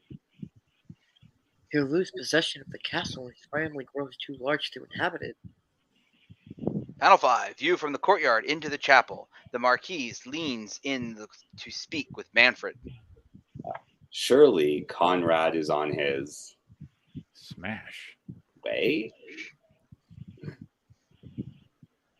Panel 6. Exterior courtyard. The peasants crowd the doorway in a panicked rush to investigate the sound. Prince Manfred rushes through them. Oh no! The helmet. Page 2, panel 1. Exterior courtyard. Extra wide overhead shot. A gigantic early Renaissance Italian steel helmet decorated by 3 gigantic black feathers has fallen from the sky, smashing the flagstones and cracking part of the wall of the tower. It looks exactly like the helmet carried by the statue of Alfonso. The thing is massive, enough that from the courtyard of the castle walls, surely any passerby could see the top of it. We can tell it's crushed Conrad, who is wearing fine clothes in the same colors as his father. I'm Canadian. That's how you spell colors. Yeah. Swish, swish. Out of my way, peasants! What madness interrupts my son's wedding? Look, my lord, the prince. The helmet. Panel 2. Manfred kneels down in front of the crushed body of his son Conrad, crying. No, my son. Panel 3. 2 servants carry Conrad's body into the keep while Manfred mutters to his reflection in the helmet with mouth agape in disbelief. Not yet, Alfonso. Please, not yet. Panel 4. Interior keep. The interior of the keep is decorated by framed paintings of previous lords of the castle, with various other pennants and tapestries framing the windows and plush benches all around the walls. As Manfred bursts into the keep, 2 peasants in the background cover Conrad's body with a shroud, while Isabella stares at her dead fiancé in shock and tears. Isn't he a pancake, though? He ends up being bisected. I've already got art for this page. Okay. Panel 5. Wait. Oh, wait. Manfred has a line. Come to me, Isabella. I'll marry you myself. Oh, that's okay. Panel 5. Manfred tries to grab Isabella by the hand, but she pulls her arm away. With her other hand, she points towards him, just towards a painting of Manfred's grandfather, whose ghost is stepping out of the canvas. All right, so we need Isabella. So we'll have Zachary do Isabella. No, wait, you're already man. Yes, we'll have Zachary do. Hold on, Lee. You don't have a character right now, do you? No. Okay, Lee, you can be Isabella and Izzy. Okay, I'm not doing a female Mobley, so no. That's fine. You do you, man. Okay. My lord, a ghost. Heaven itself declares against your impious intentions. A ghost? Grandfather. Page 3, panel 1. Interior, Izzy's car, traveling, night. Okay, so now we're in the modern days? Yeah. Miranda drives Izzy's car while Izzy, early 20s, sits in the passenger seat reading the book Haunted America. So this will be Lee again.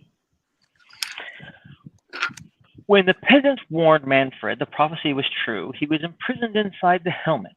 And Zachary, do you mind doing Miranda? Come on, really?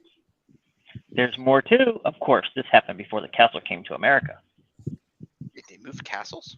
Panel 2, exterior, Colorado winding road.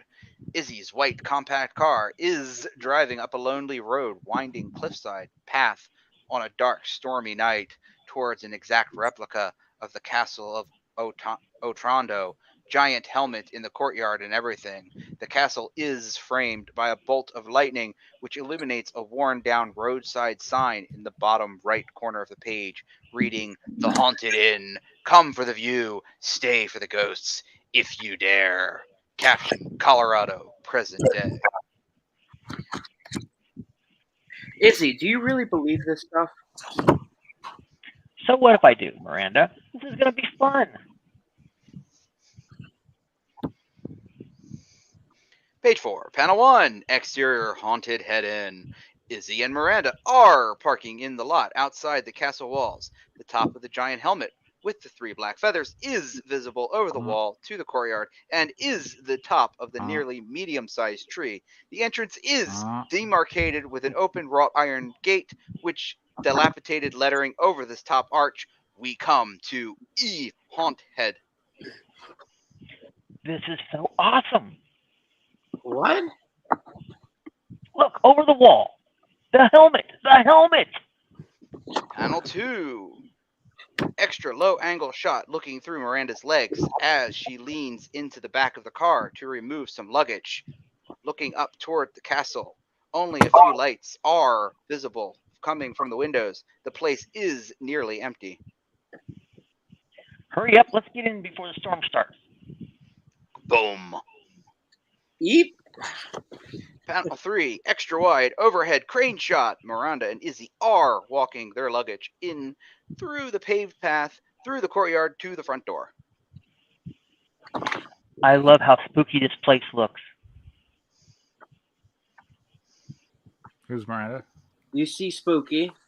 I'm sorry. You see spooky. I see OSHA violate. Oh, really?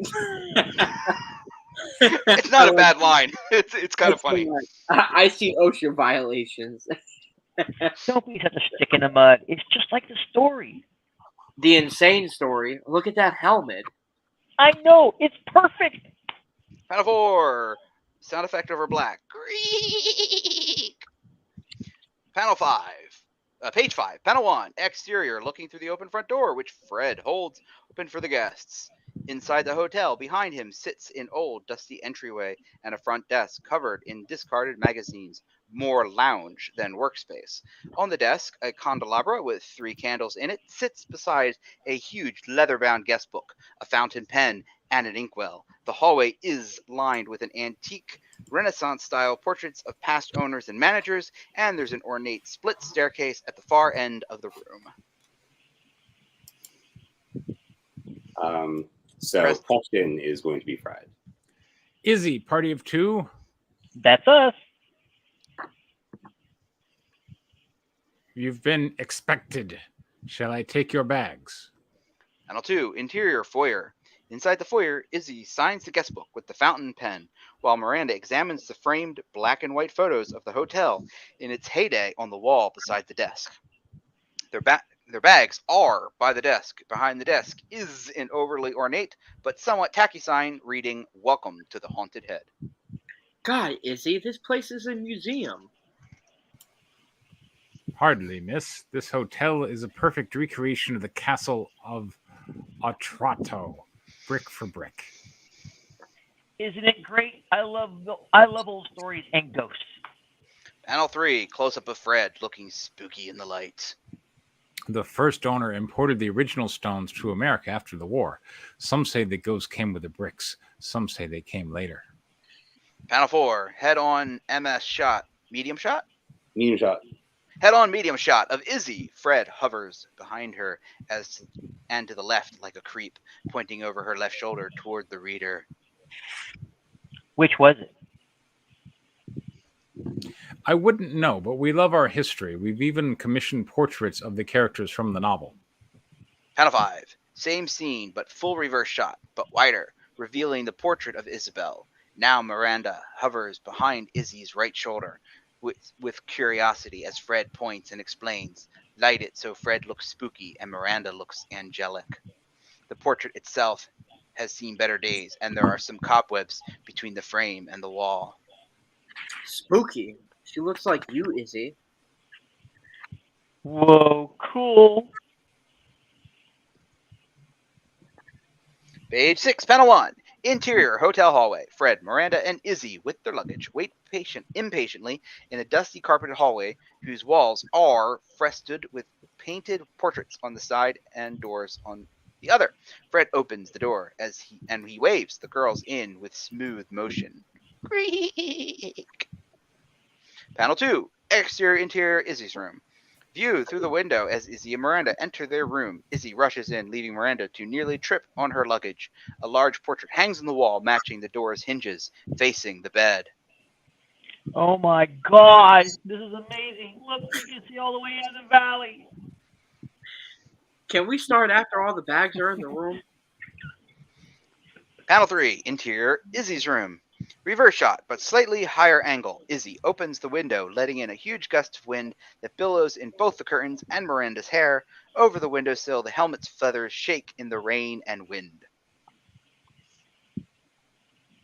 I know you don't believe in ghosts, but this place.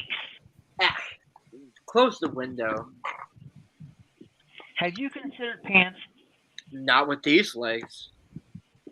Panel 4. Shot through the eye holes of the portrait on the wall. The window is now closed. Izzy changes into a long, flowing white nightgown. In concession to the weather, Miranda is pulling on a loose pullover sweater adorned with UCal block letters. Oh, come on. What if you need to investigate a secret passage? You'll get a scrape. So why the nightgown? You plan to leave all the dirty work to me?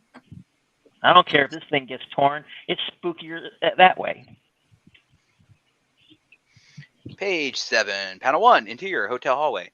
Izzy meanders through the hallway while Miranda locks the door to her room. Neither girl notices the secret door that sits very slightly ajar in the wall behind the way they're going. So how exactly is this place haunted? The builder, Al Falconara, imported all the brickwork from Italy after the war. Like that guy did with London Bridge in Arizona, the original castle was a real place, you know. Oh yeah? I think I missed that day in English class. You didn't. You were staring at the quarterback's butt. While you had your nose in a book, Story of Our Lives. Panel 2. Crane high angle shot. Izzy and Miranda descend the stairs to the main hallway. The book said Falconara went insane after the hotel was finished. He was obsessed with some prophecy about a succession dispute. How does that count as insane? Panel 3. Izzy and Miranda approach the front desk. Fred stands behind it, wringing his hands eagerly.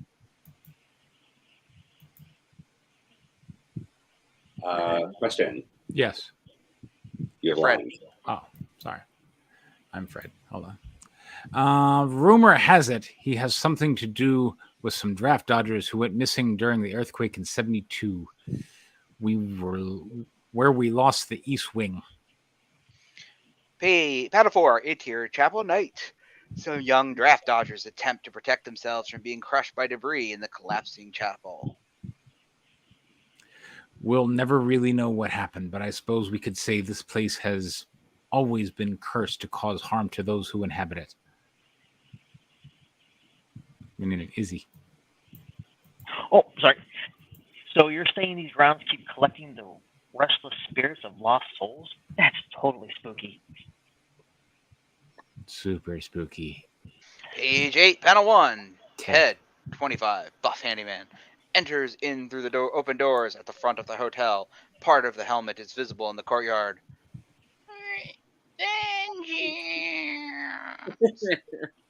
Panel 2. Focus on Fred, Miranda, and Izzy. Fred is yelling angrily at Ted. Miranda and Izzy are whispering to each other. There you are, Ted. I'm paying you to maintain the grounds, not lollygag with your towny friends. Now get back to work. This helmet won't repair itself. Oh, he's cute.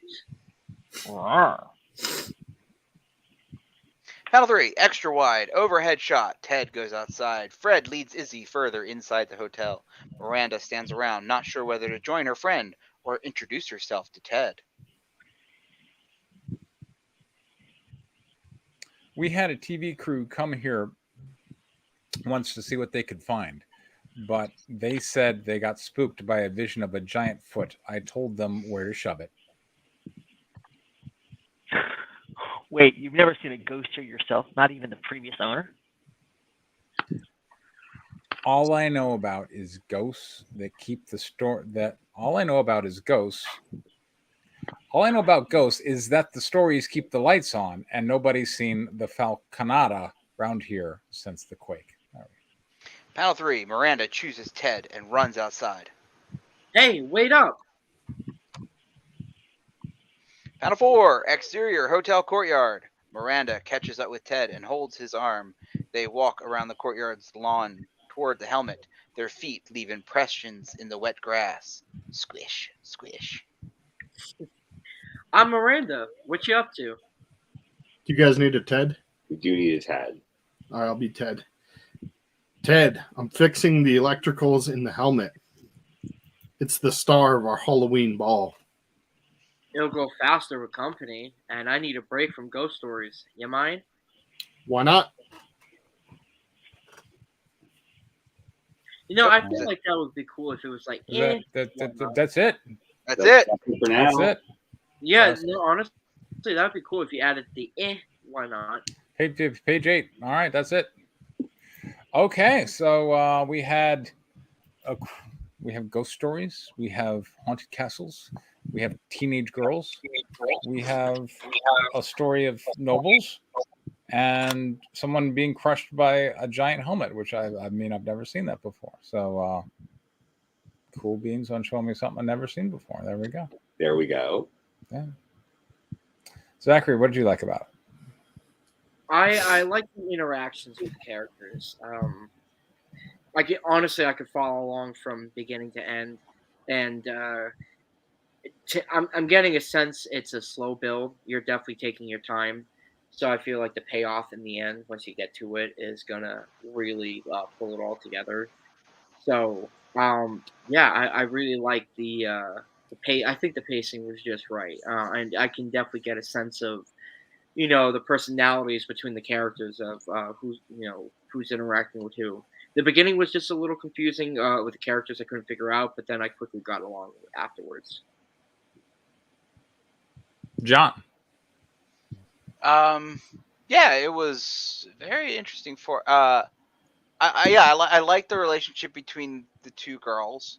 I want to say that their characters are unique and distinct.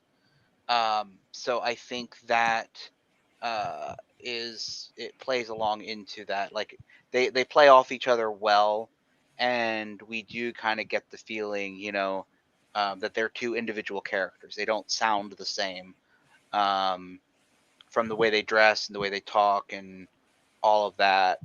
They're definitely distinction there. And, it's a clever haunted house setup. I don't know if it actually is going to be haunted or if this is all going to be like, hidden walls and illusions. But, that's what we kind of have to keep reading, and we find that out. And, and they pull the hood off of the ghost, and it was the realtor all along, and he would have gotten away with it if it wasn't for those ratty kids. So, yeah, I'm intrigued. Kyler. Yeah, from what I kind of came in part way, but from what I read, it was definitely good dialogue. Got a little bit of like humor to it. I like that, how it's, a spooky story, but it's also kind of funny. Seemed, could be something like you'd see on TV or something where they're making jokes, cracking, back and forth a little bit. I also thought it was kind of funny how both the hotel people were, their names ended in Ed and Ted. Mm-hmm. I don't know if that was supposed to be funny. Yeah. But I thought that was kind of funny. Overall, it seemed like good dialogue. Like I said, I missed a little bit of like the story, other than that they're in a hotel built by bricks that were imported. So I'm not sure exactly what's going on, but they're doing a little bit of ghost hunting. Should be a fun story. Two teenage girls, I assume, talking about high school and different things like that. So yeah, definitely good start from what I got from it. Larry. Oh, you're me. Okay. Yes. Nobody calls me Larry. Okay. Oh, well, that's your name on this is Larry I B. know. Stewart. Yeah. Yeah. Okay. I agree with John. I like the interplay between the two female characters. It felt very genuine, very real. A lot of great humor.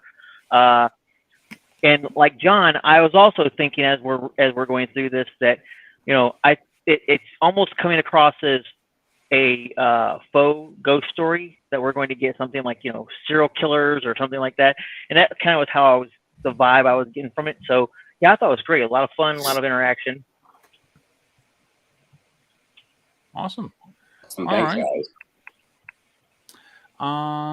Constructives. I mean, I don't know.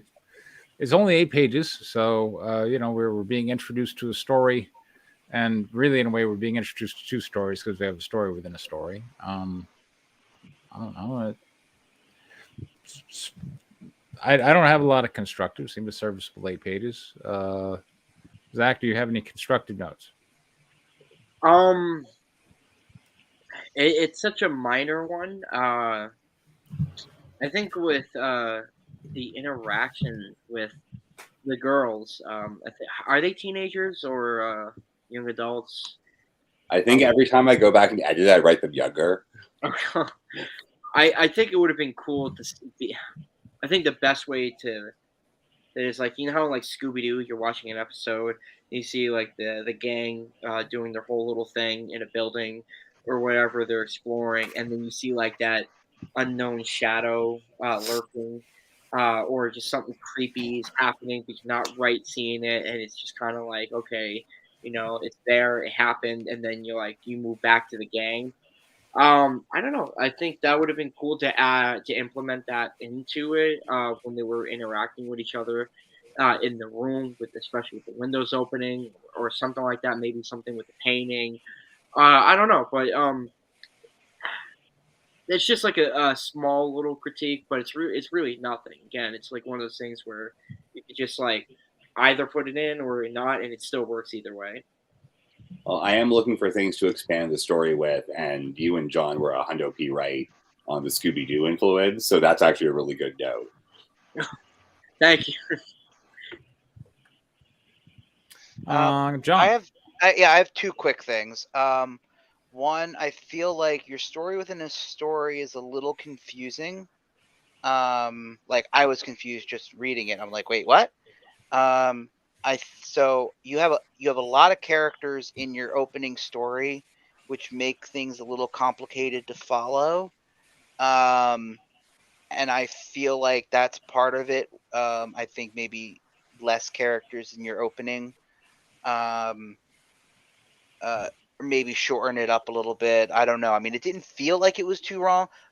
What felt like 2 pages, 3 pages, yeah. Okay, it didn't feel like it was too long. It just felt jarring when you switched from the one story to the other story.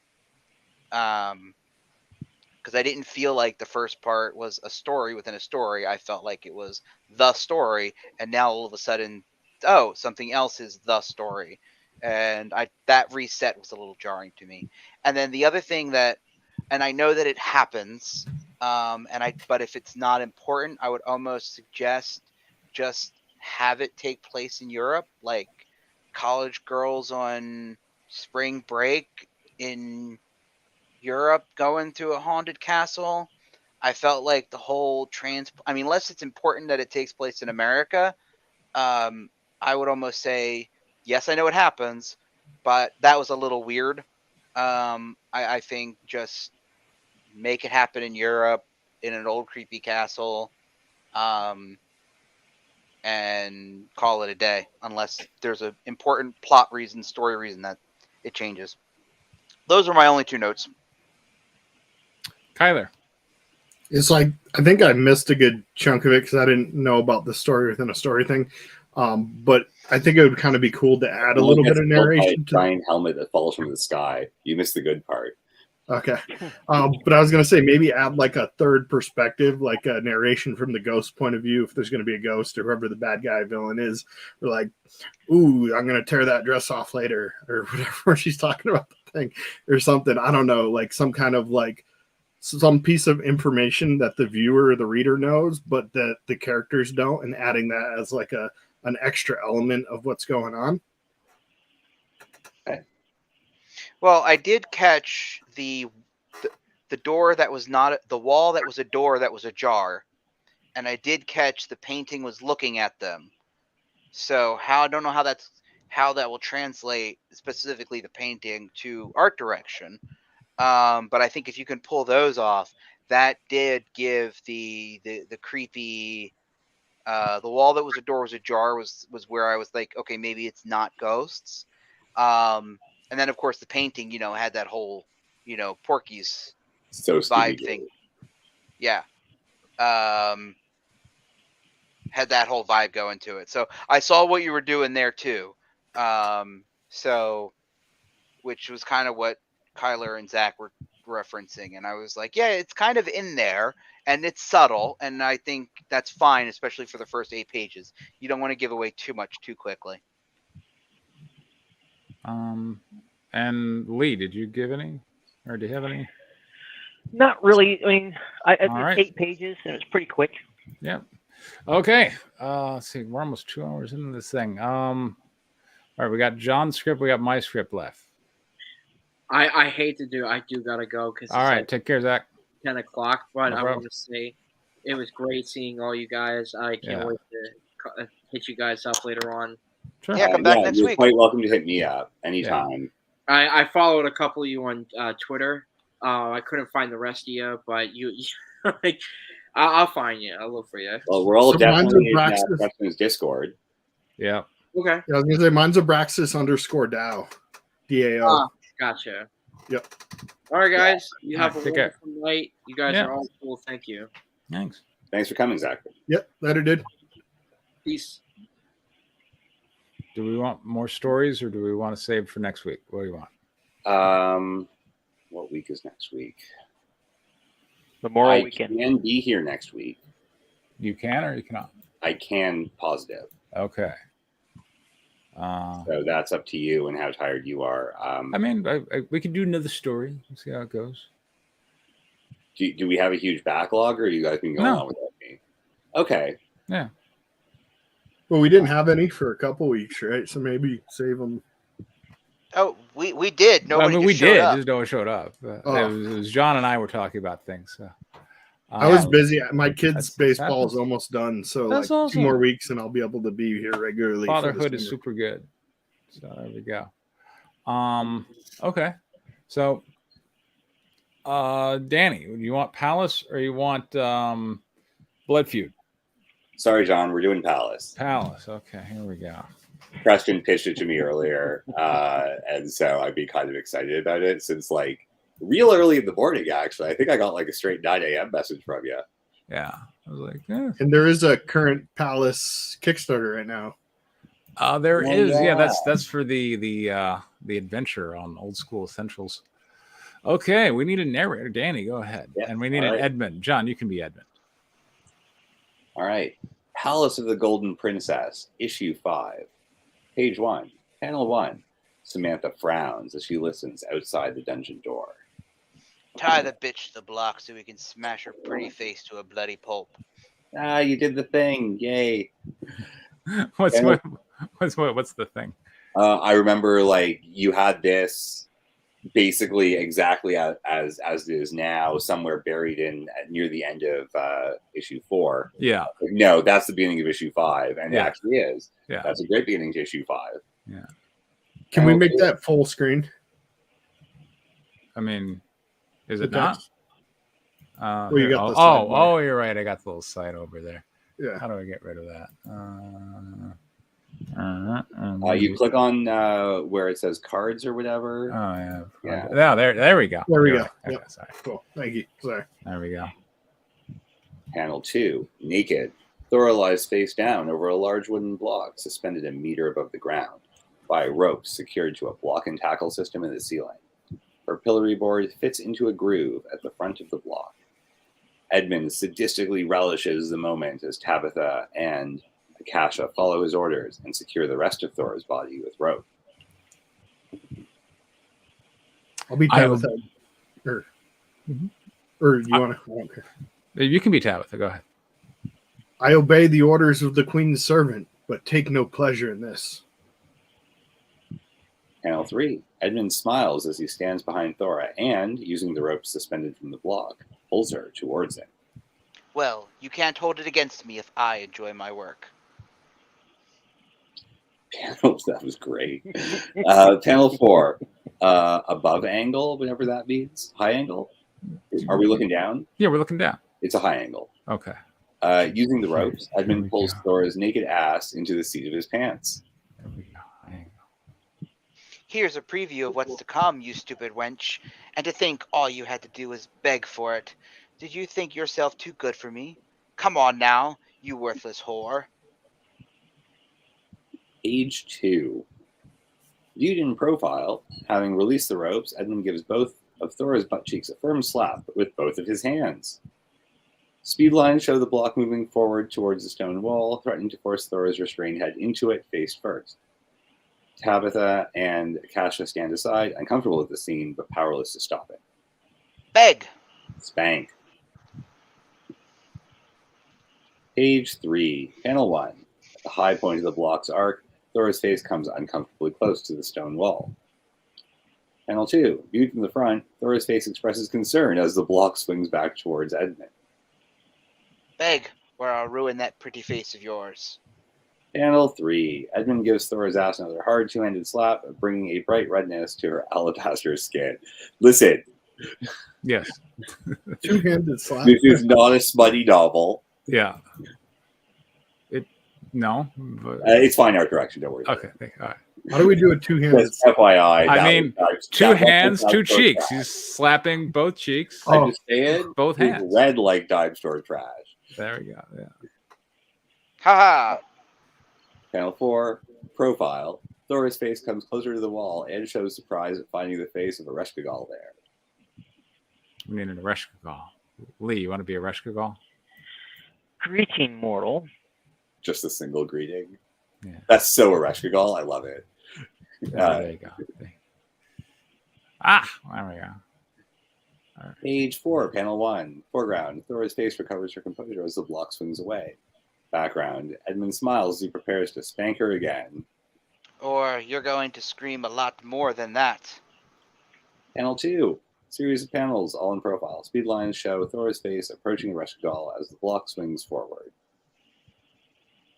Have no fear. Panel 3. Series of panels. Thora's face pulls away from Ereshkigal as the block swings away. We cannot avoid the suffering life brings, but you can find purpose in it. Panel 4. Series of panels. Thora's face swings towards Ereshkigal. And that's all I ever offer those who worship me. Would you like that? Yes. Then Panel rejoice. 5. Series of panels. Sorry. Thora's face swings away. It's fine. Then rejoice. Panel 6. Series of panels. Thora puckers her lips as her face swings towards Ereshkigal. And give your goddess a kiss. Page 5. Series of panels all in profile. Thora's face smashes into the wall. Crunch. Panel 2. Blood flies as her face smashes into the wall again. Crunch. Panel 3. More blood flies as her face smashes into the wall a third time, snapping her neck back in a natural angle. Snap. Panel 4. Tabitha and Akasha grab the ropes of the block to slow its momentum. Edmund gleefully reports Thora's demise. Did you hear that? Panel 5. Standing outside the cell door, Samantha cringes as her name is called. Samantha, get down here. I think we broke this bitch's neck. Page 6. Panel 1. Samantha storms into the room, venting her rage at Edmund, who raises his hands to calm the out-of-control female. Thora's body lies tied to the block. A number of red handprints give color to her ass. Her head lies, slumps straight down. Tabitha and Akasha stand aside, secretly relieved the scene has ended. I'm not here to function. We need a Samantha. That's not Thora. You want me to do it? Yeah, Is go there ahead. enough? Yeah. Or- Samantha has a lot to say. I'm not here to function at your beck and call, Sir Edmund. Thora's life was to be preserved for public execution. Just heal her so we can proceed. Panel 2. Samantha points Edmund out of the cell as Tabitha and Akasha step towards him. Governess Tabitha and Akasha, escort this pig out of my sight. Yes, High Priestess. Does Akasha have a lot more lines? Nope. Cool. Panel 3. Samantha's hands glow red as she channels her life magic into Thora's mangled body. Oh, great. Viva X. Most profane whore in hell. Please revive this wretch for your further amusement. Page 7. Still covered in her own blood, but otherwise unharmed, Thora snaps back to consciousness as Samantha commands her to life. Enjoy the gift of life from hell's most cruel mistress. Gah. Panel 2. Samantha cradles Thora's head in her hands as she looks down at her naked bound captive. Oh, my poor, confused child. I know how horrible men can be. I've tried to warn you myself, child, many times. Panel 3. Samantha cups Thora's jaw in her left hand as she prepares to bitch slap her helpless captive for her lack of faith. Only to have you betray your faith at the first opportunity. Panel 4. Maintaining control of Thora's wincing face with her left, Samantha brings her right hand back for an open hand slap. How are you not the stupid, worthless bitch that Edmund says you are? Page 8, panel 1. Samantha slaps the humiliated, helpless Thora, bound hand and foot, to the pillory block. Slap. Answer me that. Ugh. Page 9, panel 1. Samantha continues to control Thora's sorry face with her left hand as she rears back her right to smack her again. I'm sorry, High Priestess. You can see the corruption here. I did what I felt I must do. Panel 2. Samantha cradles Thora's face with both hands. Yes, I know. Queen Erika takes for herself, and we are all the poorer for it. Still, you could have resolved this without leaving the faith, couldn't you? Yes, High Priestess, but that's not the choice I made. Samantha looks down on Thora with pity. And now, here you are, having reaped the whirlwind. I am tasked with keeping you alive until you can suffer a painful, humiliating death in front of your former friends and noble women. Page 10. Samantha studies Thora's face carefully. But there may be another way for one who wishes to repent of her sins. Mercy for returning to the faithful? Queen Ariko would never allow it. Panel 2. Samantha schemes as Thora watches, helpless. No, she wouldn't. But you and I both know she does not offer good leadership to the queendom. Paying that off. Panel 3. Samantha looks down at Thora, studying her response. My magic has allowed her to rule this region for generations, but as the centuries roll on, I must heed the words of Vivix. The time for chance and leadership has come. Are you ready to claim it? I'm in no position to bargain. I will fight for anyone against Arika. What am I to do? And that's 10 pages.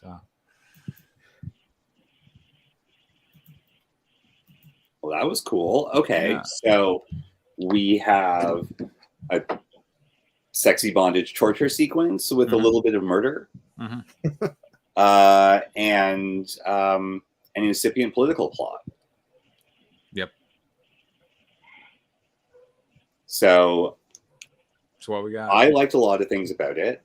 Certainly in terms of what you're doing artistically, having a lot of repetition in the panel direction, in the art direction, stuff like that is a really cool choice. You've got like a limited location here and not a lot of characters, and you're really exploring that space and leaning in to Thora's emotional arc with respect to this setback and making us genuinely question whether she's likely to survive this whole ordeal.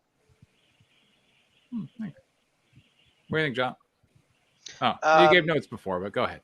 Yeah, wasn't pages 1 through 8 just basically the same? The same thing, yeah. Yeah, 9 and 10 felt a little bit different. Was that new? I mean, it was new, yes.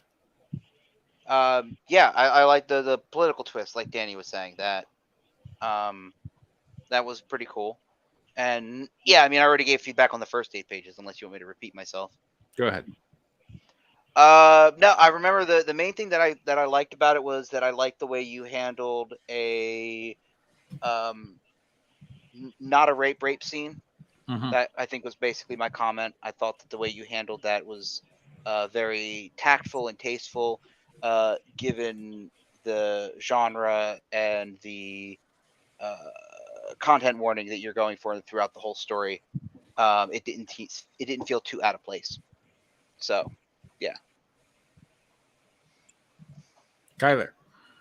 Yeah, so I think in the comics, I'm only on number 2 that you've released. I've missed a few streams here, so I'm kind of a little bit out of place on the story and how she gets here. But I like the scene. I like the little bit of the bondage and all that. It was the dialogue kind of started to explain what was happening, so I was starting to get a feel of that. In the later part where Samantha's talking to Thora and asking her like the questions about, couldn't you have done this differently and that kind of stuff there. It reminded me, is this one of the pieces from that cover that you have where they're pulling somebody into the block? I mean, no, it's a different scene. It's a different device, but both use pillory boards. Okay. Yeah. So I was going to say that. Well, we know what Preston's kink is. There we go.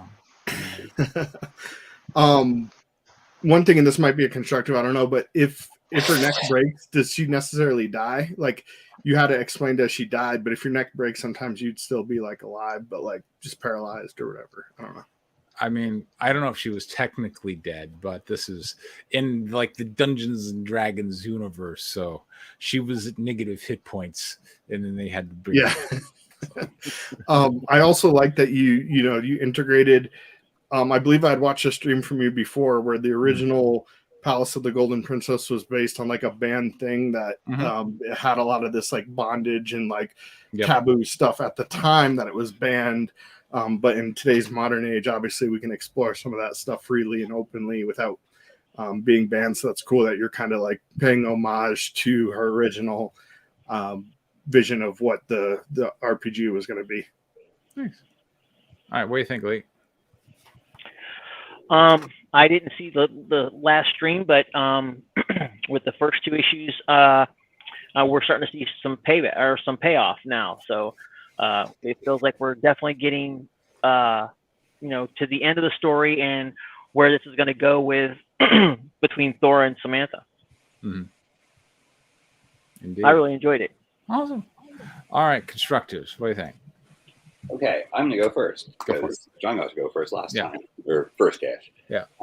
Okay, so character note, the scene where Thora's neck cracks. Yeah. We have other people in the room and we don't get to see their reactions to it. I think that's a missed opportunity. Okay.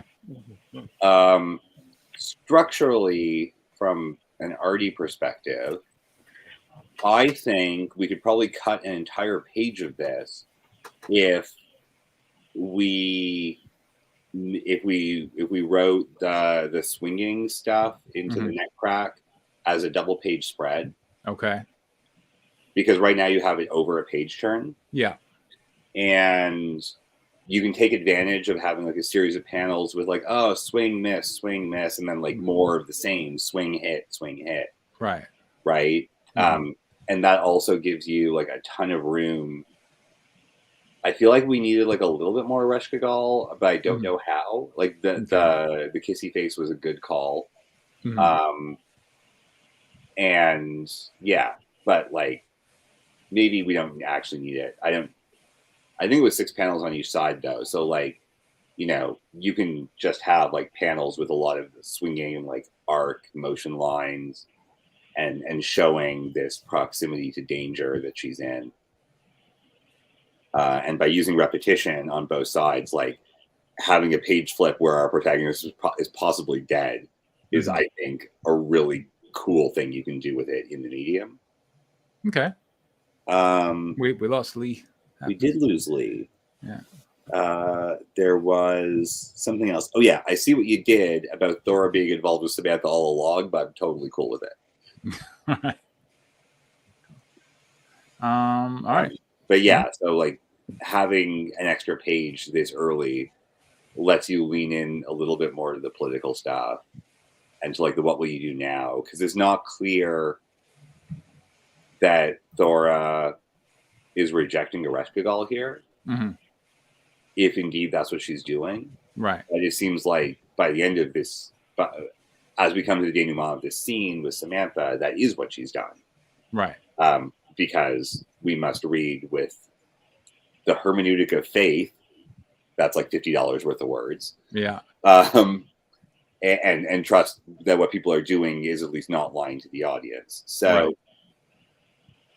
with that said, like, I don't know how with this structure, but having like tried to shave some time off of it and using like the medium a little bit more, we might have more time to like exposit some of this or to show what Thora is doing aside from completely disengaging during this torture sequence.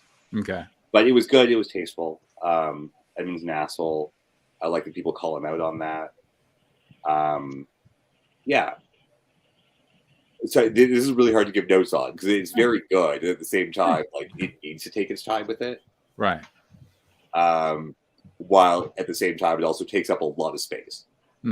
So I don't know how much farther you're going with this. So I mean, there'll be other pretty much done. Next, we're going to like the plot, and she's going to be publicly executed, but there's a secret plot of we're going to actually kill the queen kind of thing. So. Yeah, and I know you're setting that up right here.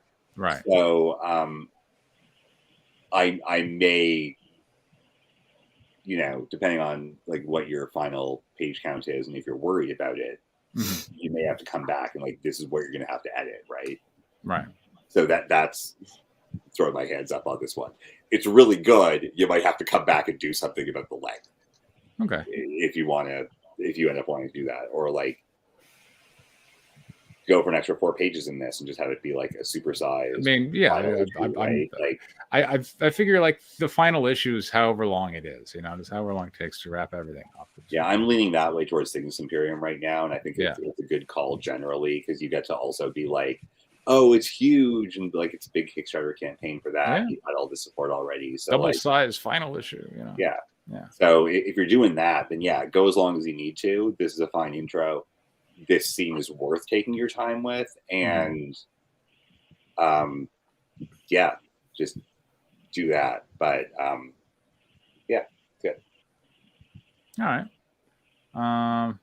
Other constructors, John, Kyler. I'm missing John, Kyler, and Lee. So. Go ahead, John. I pretty much said everything I was going to say the last time you brought these pages. Okay. I don't really have anything to add. We'll say it again. I get like the brief version, the elevator pitch of what you had to say, just in case I have to give Preston that note later. I don't really remember having anything too much. Fair enough. All right, Kyler. No, I kind of agree with Danny that depending on how long the total page count is, it seems like 10 is a lot for one scene within the final story. Right. But that could be a good thing, again, if you stretch it out and you make it, extra long, whatever double issue. I think that's fine. It definitely had the stuff starting to build up, like you're saying, like the kill the queen thing at the end where they're, the demon's saying basically, or was it the demon or it was Samantha that was saying that her time, her reign was Samantha, the high priestess. Yes. Yeah. That's what the high priestess is starting to say, basically, like, regardless of if you fucked up, whatever. So like that part of it started to get more into like what the payoff on the 5th issue would be. So I think it was good in that. I just don't know again, that it was a little bit long for that one scene. Could be good. I think the average reader probably reading your stuff is going to enjoy it. Just depending on, the time length of the total probably issues. love this stuff. They're certainly getting what they're paying for in the first 10 pages. Exactly. Yeah.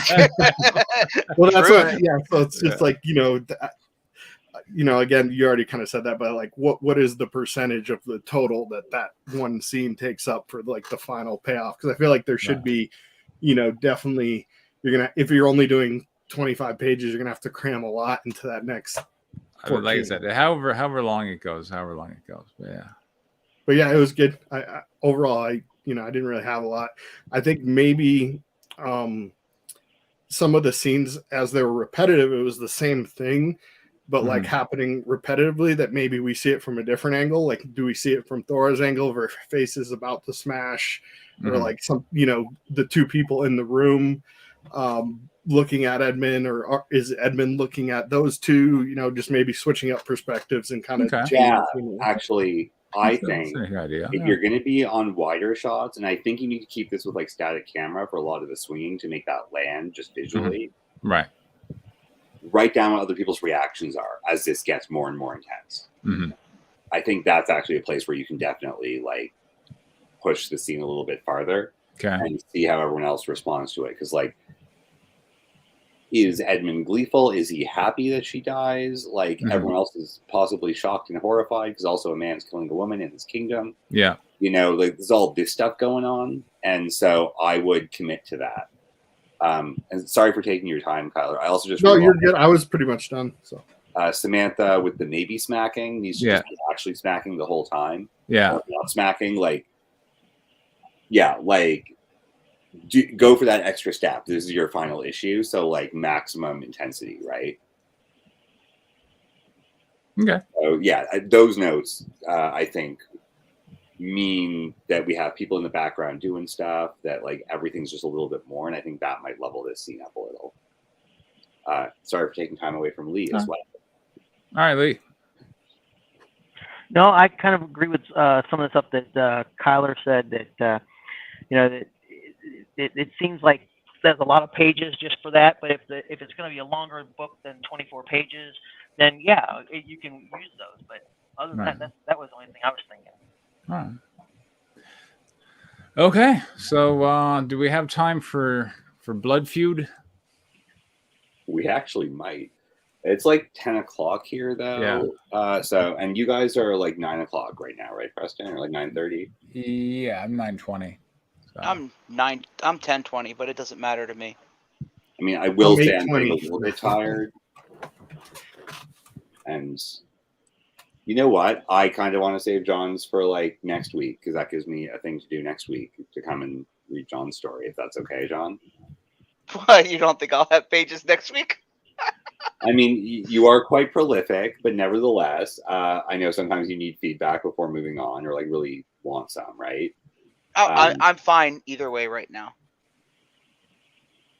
I think I'd rather do next week. I am getting quite tired, and I know John usually has a lot going on in his scripts, and I want to be able to focus on them properly. All right, well, let's do that. All right. And I may have my script. I know I keep saying that every week. I haven't had time to work on it, but I may do it right now. So, hey, look, I was saying that every week for like a month, but I finally like delivered it today, right? These things happen. Yeah. All right, cool. All right, well, next week, everybody. See you then. All right, good night, everybody. See you guys. Night, everybody.